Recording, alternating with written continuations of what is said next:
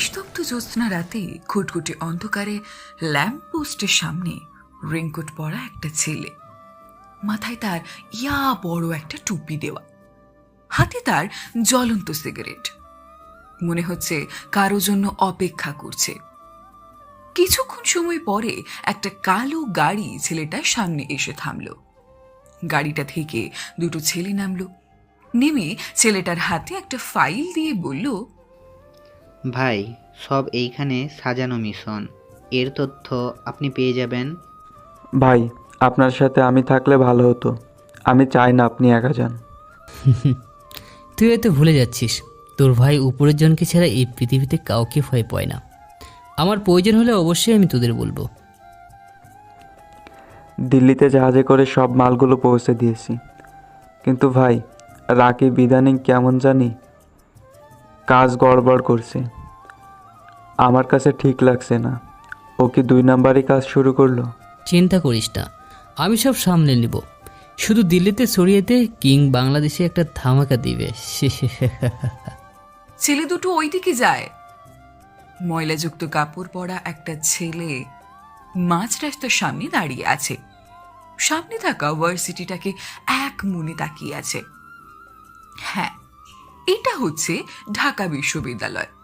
ছেলেটা ভার্সিটিটার মধ্যে নতুন অ্যাডমিশন নিয়েছে, তাই ভালো করে ভার্সিটিটা দেখছে। ছেলেটা একটা তীব্র নিঃশ্বাস নিয়ে সামনে এগিয়ে যায়। ছেলেটা যখন ভার্সিটির মেইন গেট দিয়ে প্রবেশ করবে, ঠিক তখনই সামনে থাকা দারোয়ান ছেলেটাকে সামনে দাঁড় করিয়ে জিজ্ঞেস করতে লাগলো, বাবা, তোমাকে তো আগে কখনো ইউনিভার্সিটিতে দেখিনি। আর আমি যতটুকু জানি, ইউনিভার্সিটিতে যত ছেলে মেয়েরা আসে ওরা সবাই অনেক ধনী পরিবারের, কিন্তু তোমার পোশাক দেখে তো মনে হচ্ছে না তুমি এখানকার স্টুডেন্ট। চাচা, যদি পোশাকে মানুষ চেনা যেত তাহলে হয়তো প্রাকৃতিক আর কখনো বদলাতো না। আমি এখানে নতুন অ্যাডমিশন নিয়েছি নিজের ট্যালেন্টের জন্য। এই যে আমার গাট। দারোয়ান চুপ হয়ে গেল, আর কোনো কথা বলল না। ঠিকই তো বলেছে ছেলেটা, মানুষকে কখনো তার পোশাক দেখে বিচার করতে নাই। হয়তো ছেলেটা গরিব হতে পারে। দারোয়ান লোকটা আর কিছু না বলে সামনে থাকা ছেলেটাকে ভেতরে প্রবেশ করতে দেয়। আজ প্রকৃতি জানালো দিচ্ছে, তীব্র আকাশের কিরণ মনে হচ্ছে বেড়েই যাচ্ছে। আশেপাশের পাখিগুলো মনে হচ্ছে কিছুর জানি ইঙ্গিত দিচ্ছে। নিলয় নামের ছেলেটা বড়ই অদ্ভুত। ছেলেটাকে যেমন সহজ সরল মনে হয়, ছেলেটা তেমন সহজ সরল না। কারণ ছেলেটার কথার মধ্যে অনেক রকম অন্যরকম একটা ব্যাপার আছে। লুক লেজে মেইন গেট দিয়ে ছেলেটা প্রবেশ করে। ছেলেটা এদিক ওদিক ছেলেটার ক্লাস খুঁজতে ছিল। ঠিক তখনই ছেলেটা কারো একটা পায়ের সাথে পা লেগে পড়ে যায়। পেছনে তাকিয়ে দেখে দুটো ছেলেগুলো। কিরে, তুই অন্ধ নাকি? দেখে চলতে পারিস না? আর 1 মিনিট, তুই এখানে কি করছিস? এখানে তো তোকে মনে হচ্ছে না যে বাদাম বিক্রি করতে আসলি নাকি? ধুর, আমার মনে হয় টাকা তুলতে আসছে, পেটে খাবার নেই। দেখিস না জামার কি অবস্থা। নিলয় মাথা নিচু করে চুপ করে রইল। নিলয়ের আচরণ দেখে রাহাত নামের ছেলেটা নিলয়ের কলার ধরে বলতে লাগলো, এই কিরে, তোকে কিছু বলছি, তোর কি কানে যাচ্ছে না আমাদের কথা? জি ভাইয়া, বলুন। কি রে, কই কি? আমরা কি ওরে বলতাম যে বস আমাদের প্যান্টের চেনটা লাগিয়ে দিন? হা হা হা হা হা। ভাই, আমার সাথে এমন করছেন কেন? আমি কি করেছি? আমি তো এখানে নতুন অ্যাডমিশন নিয়েছি, এখানে পড়তে এসেছি। এখানে কারা পড়তে আসে জানিস? ঢাকা শহরের সব থেকে বড় লোকের ছেলে মেয়েরা। আর তোর মতো একটা খ্যাত এখানে পড়তে আসছে, সেটা আবার আমাদের বিশ্বাস করতে হবে? তখন নিলয় ওদের তার অ্যাডমিশন লেটারটা দেখিয়ে, ওরা নিলয়ের অ্যাডমিশন লেটারটা দেখে একটু অবাক হলে ও পরে বলল, তুই কিভাবে অ্যাডমিশন পাইছোস তা আমরা জানি না, কিন্তু আজকে আমাদের মনটাকে এনজয় করতে তোর সাথে আমরা র্যাকিং করব। ভাই, আমাকে ছেড়ে দিন, আমার সাথে এমন করছেন কেন? রিফাত, ওরে নিয়ে আয় গেটের সামনে। দেখ, ওখান দিয়ে কিন্তু নীলা ম্যাডাম আসবে। তখন কিন্তু কাজ শুরু করবি। রাহাত নামের ছেলেটা নিলয়ের কলার ধরে গেটের সামনে নিয়ে যায়। তখনই কলেজের গেট দিয়ে নীলা ম্যাডাম প্রবেশ করতে লাগলো। নীলা ম্যাডাম এই কলেজের সব সুন্দরী মেয়ে। এখানে সব ছেলে নীলা ম্যামকে পছন্দ করে, কিন্তু আজ পর্যন্ত তাকে সামনে গিয়ে ভালোবাসার কথাটা কেউ বলতে পারেনি। কারণ নীলা হচ্ছে এই শহরের কমিশনার আফজল সাহেবের একমাত্র মেয়ে। নীলা ম্যাম যখনই কলেজের সামনে আসে তখনই রাহাত নিলয়কে একটা ধাক্কা দেয় নীলা ম্যামের ওপর। নিলয় গিয়ে নীলা ম্যামের ঘায়ে গিয়ে পড়ে। নিলয়ের ঘায়ের ওপর নীলা ম্যাম এসে পড়ে। নীলা ম্যাম নিলয়ের থেকে ওঠেই। কুত্তার বাচ্চা, তোর সাহস কত বড়, আমার গায়ে এসে পড়িস, ছোট লোকের বাচ্চা। আসলে আপা, চুপ, তোদের মতো ছোট লোকদের আমার ভালোই জানা আছে। তোকে তো আমি আগে কখনো এই কলেজে দেখিনি। তখনই রাহাত সহ সবাই নীলা ম্যামের সামনে চলে আসে। ম্যাম, ছেলেটা আপনাকে কি করেছে? আর এই ছেলেটা নতুন এখানে অ্যাডমিশন নিয়েছে। আপনি ক্লাসে যান, আমরা দেখছি। তখন রাহাত বলে, এই বলে রাহাত ও রিফাত সহ নিলয়কে বেদুর পিটাতে লাগলো। ভার্সিটির সবাই এসব দেখছে, কিন্তু কেউ কিছু বলতে পারছে না, কারণ রাহাত ও রিফাত এমন কাজ প্রায় করে, আর রাহাত এর বাবা হচ্ছে এই শহরের এমপি।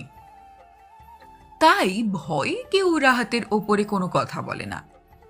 রাহাত নিলয়কে একটা হক স্টিক দিয়ে পেটাতে পেটাতে তার হক স্টিক 2 টুকরো হয়ে যায়। তারপর ও যেন নিলয়ের কিছুই হচ্ছে না। রাহাত ভাবছে যে এত ছেলেকে পেরেছি, সবাই ছাড়ার জন্য অনেক কথা বলেছে, কিন্তু এই নিলয় নামে ছেলেটা কিছুই বলছে না। এটা দেখে রাহাত কিছুটা অবাক হলো। শিফাত তখন বলতে লাগলো, ওই প্রিন্সিপাল আসছে, চল এখন, ওরে পরে দেখে নিব। প্রিন্সিপাল আসাতে রাহাত ও রিফাত ওখান থেকে চলে গেল। নিলয়ের পুরো শরীর রক্তে লাল হয়ে গেছে, তাই এই অবস্থায় হয়তো আজ ক্লাস করতে পারবে না নিলয়। এটা ভেবে নিলয় ভার্সিটি থেকে পেছনের গেটের সামনে যেতে দেখে একটা ছোট্ট পুকুর। নিলয় গিয়ে ওই পুকুর পাড়ে একটা আম গাছের সামনে বসে নিজের গায়ে লাগা রক্তগুলো পরিষ্কার করে নেয়। নিলয় কিছু একটা ভেবে কাকে যেন একটা কল করে উঠল। কল করতেই ওই পাশ থেকে লোকটা বলে ওঠে, ভাই, আজকে খবর পেয়েছি রফিক সাহেব নাকি আসাদের সাথে ডিল করতে যাবে। ভাই, আজকে রাতে আপনার মিশন যেতে হবে। আর হ্যাঁ, আপনার জন্য কি কিছু করব থাকার জন্য? না, কিছু দরকার নেই, আর তুই রাতে আমার গাড়িটা পাঠিয়ে দিস। নিলয় এটা বলে কলটা কেটে দেয়। নিলয় নামের ছেলেটা খুবই অদ্ভুত, কেউ আজও বুঝতে পারেনি তার কথার রহস্য। ছেলেটা কখন কি করে মনে হয় সে ছাড়া আর কেউ জানে না। এই মাইন্ড শহরে শুধু মাইন্ড গেমাররাই বেঁচে থাকে, তার মধ্যে একজন হচ্ছে নিলয়। ছেলেটা কেন এই ভার্সিটিতে আসছে আর কোথা থেকে আসছে কেউ জানে না। তখন হঠাৎ করে নিলয় ওই পুকুর পাড় থেকে ওঠে, পেছনের গেট দিয়ে বের হয়ে যায়। রাস্তার মাঝধারে এসে পকেট থেকে একটা সিগারেট নেয়। দ্বিতীয় পকেটে হাত দিতে খেয়াল করে মিষ্টি নেই, হয়তো রাহাতের সাথে পকেট থেকে পড়ে গেছে। তাই নিলয় একটু আসতে দেখে সামনে একটা টমটম দোকানে গিয়ে দেখে একটা ছোট মেয়ে দোকানে বসে আছে। তখন নিলয়কে দেখে ছোট মেয়েটা বলে, ভাইজান, আপনার কি কিছু লাগবো? আমাকে একটা ম্যাক্স বক্স দাও তো। পিচ্ছি মেয়েটা যখনই নিলয়কে মিক্স বক্স দিতে যাবে তখন কোথা থেকে কয়টা ছেলে আসে। এই, তোর বাপ কই? বসের টাকা দেয় নাই কেন? আমার বাবা অনেক অসুস্থ, আমি এই দোকান থেকে যা পাই তা দিয়ে আমার বাবার ওষুধ কিনে শেষ হয়ে যায়। এই মেয়ে, বস এসব শুনতে আমাদের পাঠায়নি। বস বলেছে টাকা না পেলে তোকে নিয়ে যেতে, তোকে চালান করে বসের টাকা উঠাবে। পিচ্ছি মেয়েটাকে ছেলেগুলো তুলে নিয়ে যেতে গেলে নিলয় ছেলেগুলোর সামনে আসে, এসে বলে ওঠে, কত টাকা পাবে তোমরা? একবারে 50,000। আমি দিয়ে দেবো টাকা। মেয়েটাকে ছেড়ে দে। তখন একটা ছেলে নিলয়ের সামনে এসে বলে, তোর তো নিজেরই ঠিক নেই, তুই আবার আমাদের টাকা দিবি? ফকিরের বাচ্চা, সর সামনে থেকে, না এখানে মেরে পুঁতে দিব। নিলয় হালকা একটা মুচকি হাসি দেয়। হাসি দিয়ে পিছনে থাকা মিনি 1.66 পিস্তলটা বের করে ছেলেগুলো পিস্তলটা দেখে নিমেষেই মনে হয় ওদের হাসিটা উদাও হয়ে যায়। ছেলেগুলো আর সামনে না তাকিয়ে পিচ্চি মেয়েটাকে ছেড়ে প্রাণপণে দৌড়তে লাগে। মনে হচ্ছে ওদের সামনে কোনো হিংস্র পশু ক্ষুধার্ত অবস্থায় দাঁড়িয়ে আছে। তখন মেয়েটা নিলয়ের সামনে আসে, এসে বলে, ভাইয়া তুমি কি পুলিশ? তোমার কাছে পিস্তল যে। আর নিলয় মিনাকে কিছু আর বলতে না দিয়ে নিজেই বলতে লাগলো, হাতে পিস্তল হলে পুলিশ না, এটা আমার নিজের বন্ধু। বলতে গেলে এটা আমার জীবনের সাথে জড়িয়ে যাওয়া এক মায়া, যার থেকে কেটে ওঠা সম্ভব না। তোর আর কোনো সমস্যা নেই, ওই ছেলেগুলো আর তোর কাছে আসবে না। তোমাকে একটা কথা বলি। নিলয় মাথা নাড়ালো। আমার তো এই পৃথিবীতে বাবা ছাড়া কেউ নেই। আমার খুব ইচ্ছে ছিল আমার একটা বড় ভাই থাকবে, যে আমার সাথে সব সময় থাকবে। আমি কি তোমাকে ভাইয়া বলে ডাকতে পারবো? যখন তুই তোর মুখ দিয়ে আমাকে ডেকেছিলি, তখনই আমার এক পুরনো স্মৃতির জানাল দিচ্ছিল। তোর মায়া মুখ দেখে আমার কেন জানি না খুব আপন মনে হয়েছে। তাই তোর আজ থেকে কোনো সমস্যা নেই, আমি তোর বড় ভাই হিসাবে সবসময় পাশে আছি। আর কাল থেকে তুই স্কুলে যাবি, একটা লোক এসে তোকে নিয়ে যাবে। মিনা অনেকবার তার বাড়িতে যেতে বলেছে নিলয়কে। নিলয় মিনাকে আশ্বাস দিয়ে বলে যায় তার এক গন্তব্যস্থানে চলে যায়। নিলয় কাকে যেন কল করে, কল দিয়ে কিছু কথা বলে, তারপর ওখান থেকে চলে যায়।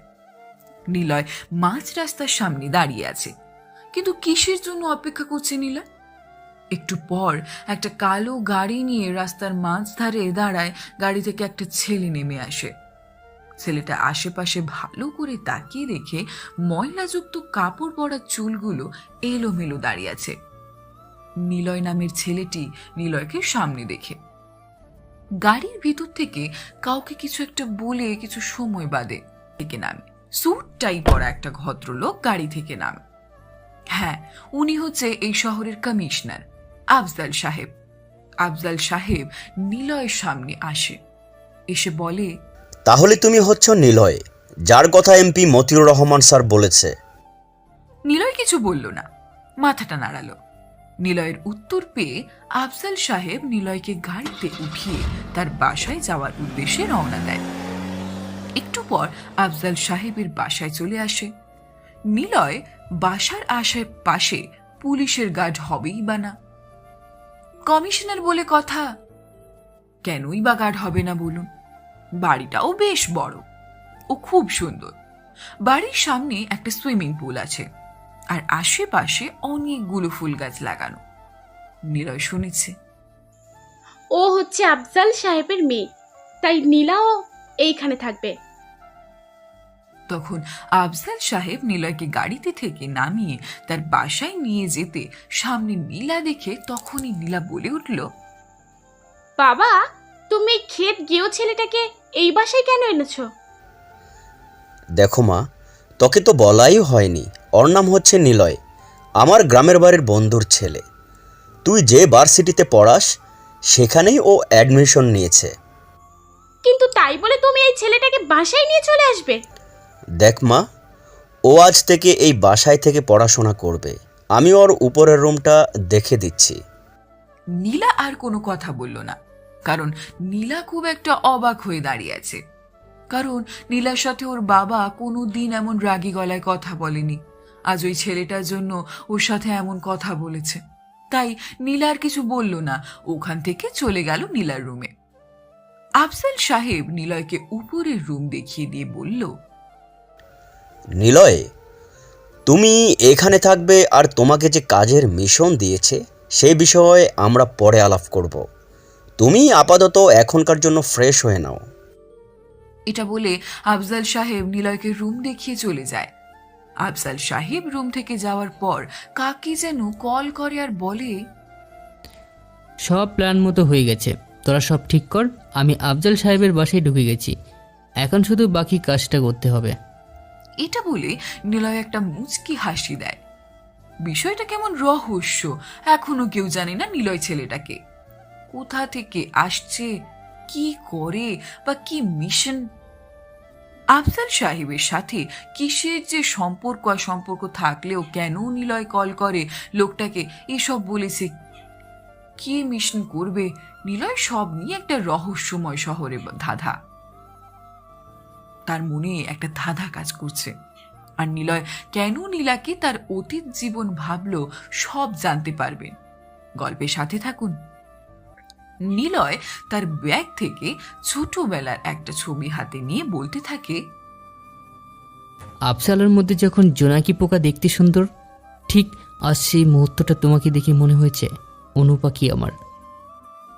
খুটকুটে অন্ধকারে রেনকোট পরা, মাথায় টুপি দেওয়া ল্যাম্পপোস্টের সামনে দাঁড়িয়ে আছে একটা ছেলে। কারো জন্য মনে হচ্ছে অপেক্ষা করছে। কিছু সময় পর ছেলেটার সামনে একটি কালো গাড়ি এসে থামে। গাড়ি থেকে একটি ছেলে নেমে সামনে রেনকোট পরা ছেলেটার সামনে একটি ছাতা ধরে। আর একটি ছেলে তার সামনে একটি চেয়ার আনে। রেনকোট পরা ছেলেটার সামনে চেয়ারটাই বসে পাশে দুইটা ছেলে তার দুই পাশে দাঁড়ায়। তাদের হাতে দুটো AK-47 হাতে নিয়ে দাঁড়িয়ে আছে। কিছু সময় পর আরো দুইটা গাড়ি আসে। এই পরিবেশে ঘুটঘুটি অন্ধকারে কিছু জোনাকি পোকায়ের শব্দে আর কুকুর আওয়াজ, আর কোনো শব্দ কানে আসছে না। এই মধ্যরাতে মনে হচ্ছে ভয়ঙ্কর কিছু হতে যাচ্ছে। ভাই সব কিছু রেডি। চল কাজে যাই। ভাই একটা কথা, আমি এই মিশনে আজ যেতে পারবো না, আমার অন্য একটা কাজ আছে। হা হা, ঠিক আছে যা তুই।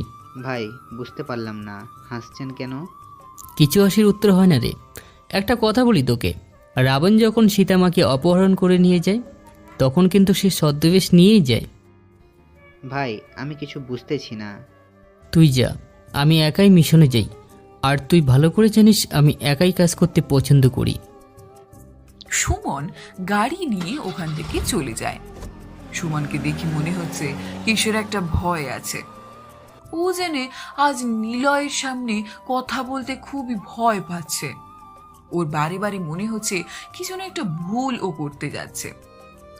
নিলয় সুমনের দিকে তাকিয়ে একটা তীব্র হাসি দেয়। হাসিটা ছিল অতি ভয়ঙ্কর, একটি রহস্যের হাসি, যে হাসিটার কারণ ওর পাশে থাকা লোকগুলো বুঝতে পারে না। নিলয়ের পাশে থাকা রায়হান বলে ওঠে। নিলয় রায়হানের থেকে বক্সটা নিয়ে একাই গাড়ি নিয়ে ওখান থেকে চলে যায়।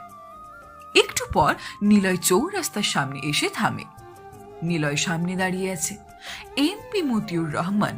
তার আশেপাশে অনেকগুলো লোক দাঁড়িয়ে আছে পিস্তল হাতে নিয়ে।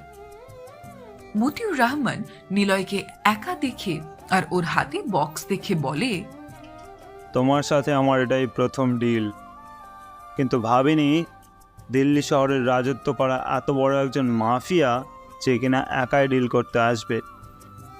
মিস্টার মতিউর রহমান, আপনি হয়তো বা আমার সম্পর্কে ভালোভাবে না জেনেই কথা বলছেন। আপনার বোঝার স্বার্থে বলছি, দলবেঁধে তো কুকুরে আসে, কিন্তু সে সবসময় একাই শিকার করতে আসে। আমি সবসময় একাই ডিল করতে পছন্দ করি। এই নিন বক্স। নিলয় মতিউর রহমানকে তার হাতে থাকা বক্স দেয়।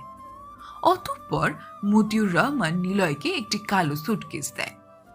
নিলয় ব্যাগটা নিয়ে আসতে মতিউর রহমান হাসতে হাসতে বলে, হা হা হা, মিস্টার রকস্টার, তুমি যে এত বড় বোকা আমি কখনো ভাবিনি। তুমি ভেবেছো তুমি এখান থেকে এত সহজে চলে যেতে পারবে? হা হা হা, তোমাকে মারার জন্যই তো এত আয়োজন। আমি কি এখানে তোমাকে ডিল করতে এনেছি? শুধু খতম করতে এনেছি। নিলয় একটা মুচকি হাসি দেয় আর বলে, মিস্টার মতিউর রহমান, আপনি হয়তো ভুলে গেছেন, এই নিলয় শুধু দিল্লি শহরের কিং না, পুরো বাংলাদেশের কিং। আপনি কি ভেবেছেন আমি এই ডিলটার জন্য আপনার কাছে আসছি? না না না, তাহলে আপনি ভুল ভাবছেন। হা হা হা, এই তোরা দেখ, ও পাগল হয়ে গেছে। ও জানে ওর মরণ দাঁড়িয়ে আছে, তারপরও হাসছে। নিলয় বিট খুঁজে একটা হাসি দেয়, উচ্চ সুরে বলতে থাকে 3, 2, 1, 3, 2, 1। এরপরে ধম করে একটা বোমা বিস্ফোরণ হয়। মতিউর রহমানের সাথে সময় এই বোমাই মারা যায়।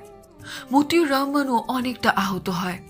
তখন নিলয় বলে, আমি এখানে আসছি তোকে মারতে, ডিল করতে না। তুই আমার সেই পুরনো শত্রু, যাকে তিলে তিলে মারার অনেক ইচ্ছে, কিন্তু আজ আমার সবাই অনেক কাজ করতে হবে রে। এই বলে নিলয় তার পেছন থেকে মিনি পিস্তলটা বের করে। মতিউর রহমানের কপাল বরাবর টাস্ক করে একটি শুট করে। মতিউর রহমানের কপাল ফুটো হয়ে গুলিটা বের হয়ে যায়। কিছু সময় পর নিলয় কল করে বলে লাশটাকে চৌরাস্তার মোড়ে টাঙিয়ে দিতে। এটা বলে নিলয় হাতে একটা সিগারেট জ্বালিয়ে চলে যায়। ছোট লোকটাকে যে বাবা কেন বাসায় নিয়ে এসেছে বুঝতে পারছি না। এসব ভেবে নীলা কেন জানি না হঠাৎ করে মন খারাপ করে। ওর ব্যাগ থেকে একটা ছোটবেলার ছবি বের করে, ওটাকে বুকে জড়িয়ে ধরে কান্না করতে থাকে আর বলতে থাকে, রুদ্র, আমি কি কখনো তোমাকে খুঁজে পাবো না? আমি তোমাকে ছাড়া আর কোনো ছেলের কথা ভাবতে পারি না। তুমি কোথায় রুদ্র? প্লিজ বলো। নীলা এসব বলছে আর কান্না করছে। একসময় নীলা ঘুমিয়ে যায় কান্না করতে করতে। নিলয় নীলার রুমে উকি দিয়ে সবই দেখছিল। নিলয় তার অতীত জীবনে চলে যায়। হ্যাঁ, নীলার পাশে থাকা ছবিটা হচ্ছে নিলয়। নিলয় অতীত নিয়ে ভাবছে। তার অতীতে গঠে যাওয়া ঘটনা জীবন নিয়ে নিলয় সবেমাত্র 6 বছর বয়স। নীলা তার থেকে 2 বছরের বড়। অতীত জীবন। আজকে রুদের জন্মদিন। হ্যাঁ, রুদ হচ্ছে নিলয়। বাড়ি ভর্তি মেহমান। নিলয়ের বাবা এই অফিসের কাজে এখনো আসেনি। নিলয়ের বার্থডেতে নীলা আর নিলয় ছাদে দুজন খেলছে। তখন নীলা বলে, রুদ্র, আমি কিন্তু বড় হলে তোমাকে বিয়ে করব, আর কাউকে না। কি বলো আপু, তুমি তো আমার বড়। ওই, আমি বলছি আমাকে বলবে না। আমি তোমার অনু পাখি, বুঝেছ? কথা দাও, আমি ছাড়া আর কাউকে এই নামে ডাকবে না।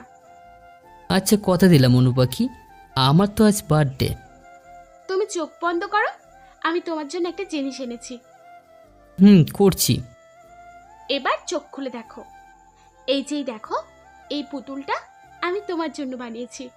যখন আমি কাছে থাকবো না, তখন ভাববে এইটাই হচ্ছে আমি, ঠিক আছে? নীলা আর নীল দুজন খেলছিল। ঠিক তখনই বাসার নিচ থেকে গুলির শব্দ। নীলা আর নীল ভয়ে দৌড়ে যেতে নীলা কিসের সাথে বাড়ি খেয়ে সেন্স হারায়। নিলয় নিচে গিয়ে দেখে নিলয়ের মাকে রক্তাক্ত অবস্থায়, তার মৃত দেহ পড়ে আছে। আর নিলয়ের বাবাকে ধরে রেখেছে একটা পুলিশ। এর সাথে আফজাল সাহেব, মতিউর রহমান ও নিলয়ের চাচা রহিম সাহেব। নিলয় দৌড়ে ওর মায়ের কাছে আসতেই পুলিশ অফিসারটা নিলয়কে ধরিয়ে ফেলে। তখন পুলিশ অফিসারটা নিলয়ের মাথায় পিস্তল ধরে বলে, তুই যদি এই ডিল সাইন না করিস সেখন কিন্তু তোর ছেলেকে উপরে পাঠিয়ে দিব। না, আমি এটা কোনোভাবেই করতে পারবো না। এটা করলে ওখানকার হাজার মানুষ ওই জায়গা থেকে নিঃস্ব হয়ে যাবে। আমি বেঁচে থাকতে এই অন্যায় কাজ করতে দিতে পারি না। আরে এখন তো তোর বউ মরেছে, কিছু সময় পর তোর ছেলেও মরবে। এই, ওর ছেলেকে পাঠিয়ে দে। না না, আমার ছেলেকে ছেড়ে দাও, আমি সাইন করছি। এটা বলে নিলয়ের বাবা পেপারে সাইন করে দেয়। নিলয়ের সাইন করা শেষ হওয়া মাত্রই পুলিশ অফিসারটা নিলয়ের বাবার মাথায় একটা নিলয় গুলি করে। নিলয়ের বাবা ছিটকে পড়ে। নিলয় যেন নিমেষেই স্তব্ধ হয়ে যায়। তার চোখের সামনে তার বাবা মার এমন অবস্থা দেখে নিলয় নিজেকে ঠিক রাখতে পারল না। পুলিশটার হাত থেকে পিস্তলটা কেড়ে নিয়ে পুলিশটার বুকে বৃষ্টির মতো গুলি করতে থাকে। আফজাল সাহেব নিলয়কে পেছন থেকে একটি লাথি দেয়। নিলয় দেয়ালের সাথে ধাক্কা খেয়ে সেন্স হারায়। নিলয়ের হুঁশ আসতে নিজেকে হাসপাতালে আবিষ্কার করে। আশেপাশে পুলিশ দাঁড়িয়ে আছে। পুলিশ অফিসারগুলো নিলয়কে থানায় নিয়ে যায়। নিলয়ের মিথ্যা মামলায় অভিযুক্ত করে আফজাল সাহেব। নিলয়কে তার বাবা মায়ের খুনের দায়ে মানুষ রোগী করে আদালত তাই নিলয়কে 8 বছরের জন্য শাস্তি দেয়। নিলয় যেন পাথরের মতো হয়ে গেছে। তার মুখে কোনো হাসি নেই, নেই কোনো চিন্তা। তার মনে শুধু ঘৃণা আর প্রীতিহিংসা চলছে। এসব ভাবতে ভাবতে নিলয়ের 2 চোখ ভিজে গেছে। আজকে তাজা খবর, দিল্লি শহরের কিং নাকি বাংলাদেশে এসেছে, আর এসেই নাকি এমপি মতিউর রহমানকে মেরে চৌরাস্তা মোড়ে টাঙিয়ে রেখেছে। তাই উপরের মহল থেকে আফজাল সাহেবের ওপর অনেক প্রেশার আসছে। তাই হাই কমান্ডার থেকে একজন স্পেশাল ট্রেন প্রাপ্তকে ছদ্মবেশে পাঠিয়েছে। দিল্লি শহরের কিংকে ধরার জন্য কেউ কিং এর নাম বা ছবি কিছুই দেখেনি। এরপর শুধু দূর থেকে রেনকোট পরা ছবি দেখেছে কিং এর, কিন্তু আজও কেউ কিংকে সামনে দেখেনি তার নিজের লোক ছাড়া। দিল্লি শহরের কিংকে অনেকেই ম্যাগাজিন চাপানো হয়েছে। কিংকে নিয়ে অনেকের অনেক কথা, কিন্তু আজ কেউ কিংকে দেখেনি। তোমাকে কিংকে ধরার জন্য যেই ট্রেনটা দিয়েছে তাড়াতাড়ি কাজটা করো। নিলয় মাথা নাড়িয়ে ভার্সিটিতে যাওয়ার উদ্দেশ্যে রওনা দেয়। তখনই নিলয় খেয়াল করে নীলা রাস্তার সামনে দাঁড়িয়ে আছে। নিলয়কে দেখে মিনা নিলয়ের কাছে যায়। ভাইয়া, বাবার অবস্থা খুব খারাপ, বাবাকে ডাক্তারের কাছে নিয়ে যেতে হবে। নিলয় মিনার সাথে ওর বাবার কাছে যায়। গিয়ে দেখে মিনার বাবার অবস্থা খুবই খারাপ। তাই নিলয় একটা গাড়ি নিয়ে মিনার বাবাকে হসপিটালে নিয়ে যায়। নিলয় যখন ডাক্তারকে ওর বাবার অবস্থা বলে, তখন ডাক্তার বলে, এই সব ফকির বাচ্চাকে আমাদের এখানে ট্রিটমেন্ট করাতে পারবো না, এখান থেকে ওকে নিয়ে যান। নিলয় সব শুনে কিছু বলে না। মিনা গিয়ে ডাক্তারের পা ধরে কান্না করতে থাকে। পাশে থাকা ডাক্তার মিনাকে লাথি দিয়ে সরিয়ে দেয়। নিলয় যেন কাকে কল করার 2 মিনিট পরেই হেলিকপ্টার দিয়ে হসপিটালের সব বড় ডাক্তার ও হসপিটালের মালিক চলে আসে। তারা তাড়াতাড়ি করে মিনার বাবাকে অপারেশনের থিয়েটারে নিয়ে যায়। নিলয় ওখান থেকে চলে যায়। যাওয়ার সময় মিনাকে বলে যায়, তুই কোনো চিন্তা করিস না, তোর বাবা ঠিক হয়ে যাবে, আমাকে এখন একটা কাজে যেতে হবে। এটা বলে নিলয় ওখান থেকে চলে যায়। মিনা নিলয়ের চলে যাওয়ার দিকে এক দৃষ্টিতে তাকিয়ে আছে। নিলয় ভার্সিটির সামনে আজকে রাহাত রিফাত আসেনি, কারণ রাহাতের বাবার বন্ধু হচ্ছে মতিউর রহমান। তাই রাহাত ও রিফাত সহ সবাই তাদের বাসায় যায়। এইদিকে নিলয় ভার্সিটিতে আসছে। আজ 3 দিন, একদিনও ক্লাস করতে পারেনি রাহাতের জন্য। নিলয় ক্লাসে যাবে, তখন দেখে ক্লাস শুরু হয়ে গেছে। ক্লাসটা ছিল নীলার। নিলয়কে ক্লাসের বাহিরে দেখে রাগী গলায় বলে ওঠে, এখন কটা বাজে? ক্লাসে এখন এসেছো? আর আমি বুঝি না তোমার মতো এমন ছেলে কিভাবে এইসব ভার্সিটিতে চান্স পেয়ে গিয়ে যায়। বসো। নিলয় ক্লাসে ঢুকতে সবাই যেন নিলয়কে এলিয়েনের মতো দেখছে। দেখবে না বা কেন, এমন একটা জামা কাপড় পরে আসছে যে ওকে দেখে মনে হচ্ছে যে কোনো ময়লা ডাস্টবিন থেকে উঠে আসছে। ওকে দেখে মনে হচ্ছে যে কোনো একটা ময়লা ডাস্টবিন থেকে উঠে আসছে। নিলয় কারো দিকে না তাকিয়ে সোজা গিয়ে ক্লাসের পেছনের দিকে সিটে গিয়ে বসে। নীলা তার নিজের মতো ক্লাস করিয়ে চলে যায়। একটু পর একটা স্যার আসে। নিলয়কে পেছনে দেখে হাতের চকটা ছুঁড়ে মারে। চকটা গিয়ে নিলয়ের মাথায় পড়ে। এই ছেলে, এদিকে আসো। তোমার এমন অবস্থা কেন? দেখে মনে হচ্ছে কোনো ডাস্টবিন থেকে উঠে এসেছে। তোমার এমন খেত গেঁয়ো মার্কা ছেলেকে কেই কলেজে অ্যাডমিশন দিয়েছে বুঝতে পারছি না। নিলয় স্যারের কোনো কথার উত্তর দিচ্ছে না, মাথা নিচু করে দাঁড়িয়ে আছে। নিলয়কে স্যার আরো অনেক কথা শোনালো। নিলয় চুপ করে মাথা নিচু করে এখনো দাঁড়িয়ে আছে। ক্লাসে এমন ক্ষেতমার্কা ছেলে থাকলে আমি এখানে ক্লাস করাতে পারবো না। স্যার, আমার মতো খ্যাতের জন্য আপনার ক্লাস থেকে যেতে হবে না, বরং আমি ক্লাস থেকে যাচ্ছি। নিলয় গিয়ে ক্যাম্পাসের সামনে বুড়াই গাছের নিচে গিয়ে বসে। ঠিক তখনই নিলয়ের সামনে একটি মেয়ে হাত বাড়িয়ে দিয়ে বলে, হাই, আমি নেহা, তোমার সাথেই পড়ি, আমরা বন্ধু হতে পারি? নিলয় কোনো কথার উত্তর না দিয়ে চলে যেতে লাগলো। তখন নেহা পেছন থেকে নিলয়কে অনেক টাকার শর্তে ও নিলয় পেছনে না তাকিয়ে বাসায় যাওয়ার উদ্দেশ্যে রওনা দেয়। তখন পেছন থেকে নেহা বলে, ছেলেটার মধ্যে একটা মায়া আছে, আর ছেলেটা অন্যদের থেকে ভিন্ন, খুব সাদাসিধা একটা ছেলে, খুব একটা রহস্য আছে ওর মধ্যে। মেয়েটাকে দেখে কেমন জানি একটা সন্দেহজনক মনে হচ্ছে, কেন জানি না মেয়েটার মধ্যে কোনো একটা রহস্য আছে। এইসব ভাবতে ভাবতে নিলয় আফজাল সাহেবের বাসায় যাওয়ার উদ্দেশ্যে রওনা দেয়। একটু সময় পর রাস্তার মাঝ ধরে খেয়াল করে নীলা রিক্সা নিয়ে নিলয় সামনে আসছে। রিকশায় ওঠো, তোমার সাথে কিছু কথা আছে আমার। না, আমি বাসায় হেঁটে যেতে পারবো। তোমাকে না বললাম রিকশায় উঠতে? নিলয় আর কিছু বলল না, সোজা গিয়ে নীলার সাথে রিক্সায় উঠে বসলো। তখন নীলা মনে মনে বলল, ছেলেটাকে যেমন স্বাভাবিক মনে হয়, ছেলেটা তেমনই খুব ইনোসেন্ট ছেলেটা। আসলে তোমাকে সেদিনের জন্য সরি বলতে এসেছিলাম। ভার্সিটিতে আমার সাথে রাহাত সহ এমন করেছে তা আমি আজকে জানতে পেরেছি। আচ্ছা, আমি তেমন কিছু মনে করিনি, কারণ আমরা গরিব, আমাদের কপালে এসব লেখা। আমাদের তো সমাজে এমন হওয়াটা উচিত, কারণ আমরা গরিব ঘরে জন্মগ্রহণ করেছি। এই সমাজে গরিবের কোনো মূল্য নেই। ম্যাডাম, রাস্তায় যারা টুকায়, ওরা যদি একদিন কাজ না করে তাদের পেটে খাবার জুটে না, অথচ এই শহরের লোকেরা তাদের দেখে বলে ছোট লোক, ফকিরের বাচ্চা। তারপরেও তাদের নেই কোনো অহংকার, আর নেই কোনো পিতৃহিংসা। এই শহরের লোকেরা গরিব মানুষকে চুষে নিজেরা বড়লোক হচ্ছে। এইসব কথা বলে নিলয় রিক্সা থামিয়ে নেমে যায়। নীলা নিলয়ের সামনে এসব এমন কথা শুনে অবাক হয়ে তাকিয়ে আছে, কারণ এর আগে নিলয় কখনো ওর সামনে কথা বলেনি। নিলয় বাকিটা পায়ে হেঁটে যাচ্ছিল।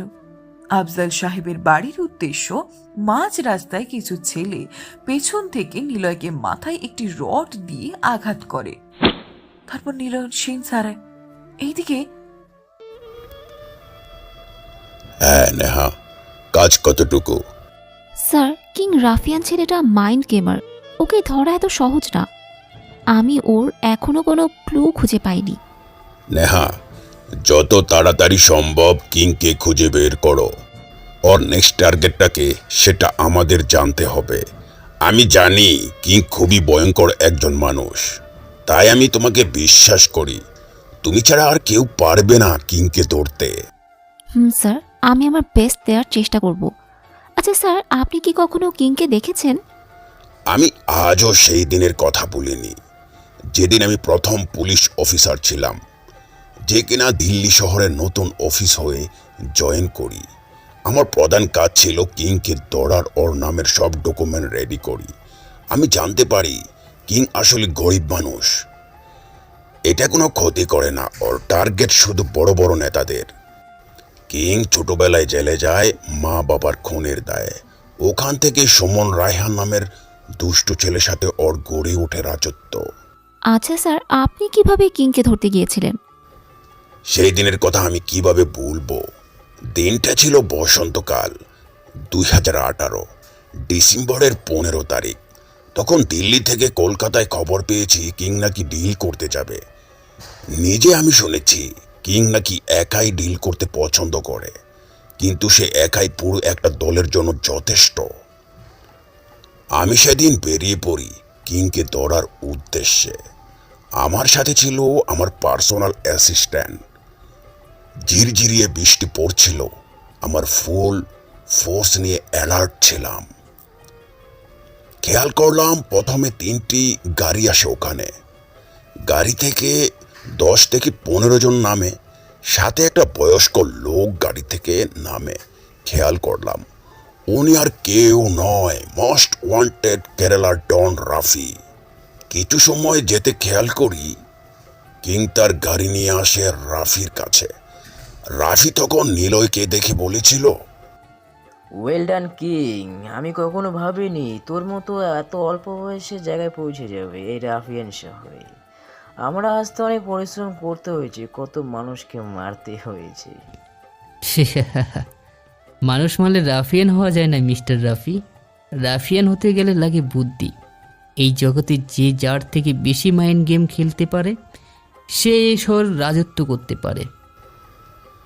আমি খেয়াল করি কিংকে দেখার জন্য, কিন্তু ওর মুখ দেখা যাচ্ছিল না, কারণ ওর মুখে ছিল মাস্ক, মাথায় ছিল রাফিয়ানদের টুপি, পরনে রিংকোট।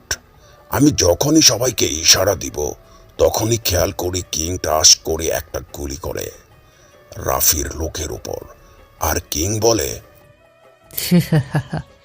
তুই কি ভেবেছিস এই কিংকে মারা এত সহজ? তুই আমাকে এখানে ডেকে এনে মেরে দিবি আর আমার সাম্রাজ্যটা তুই নিয়ে যাবি?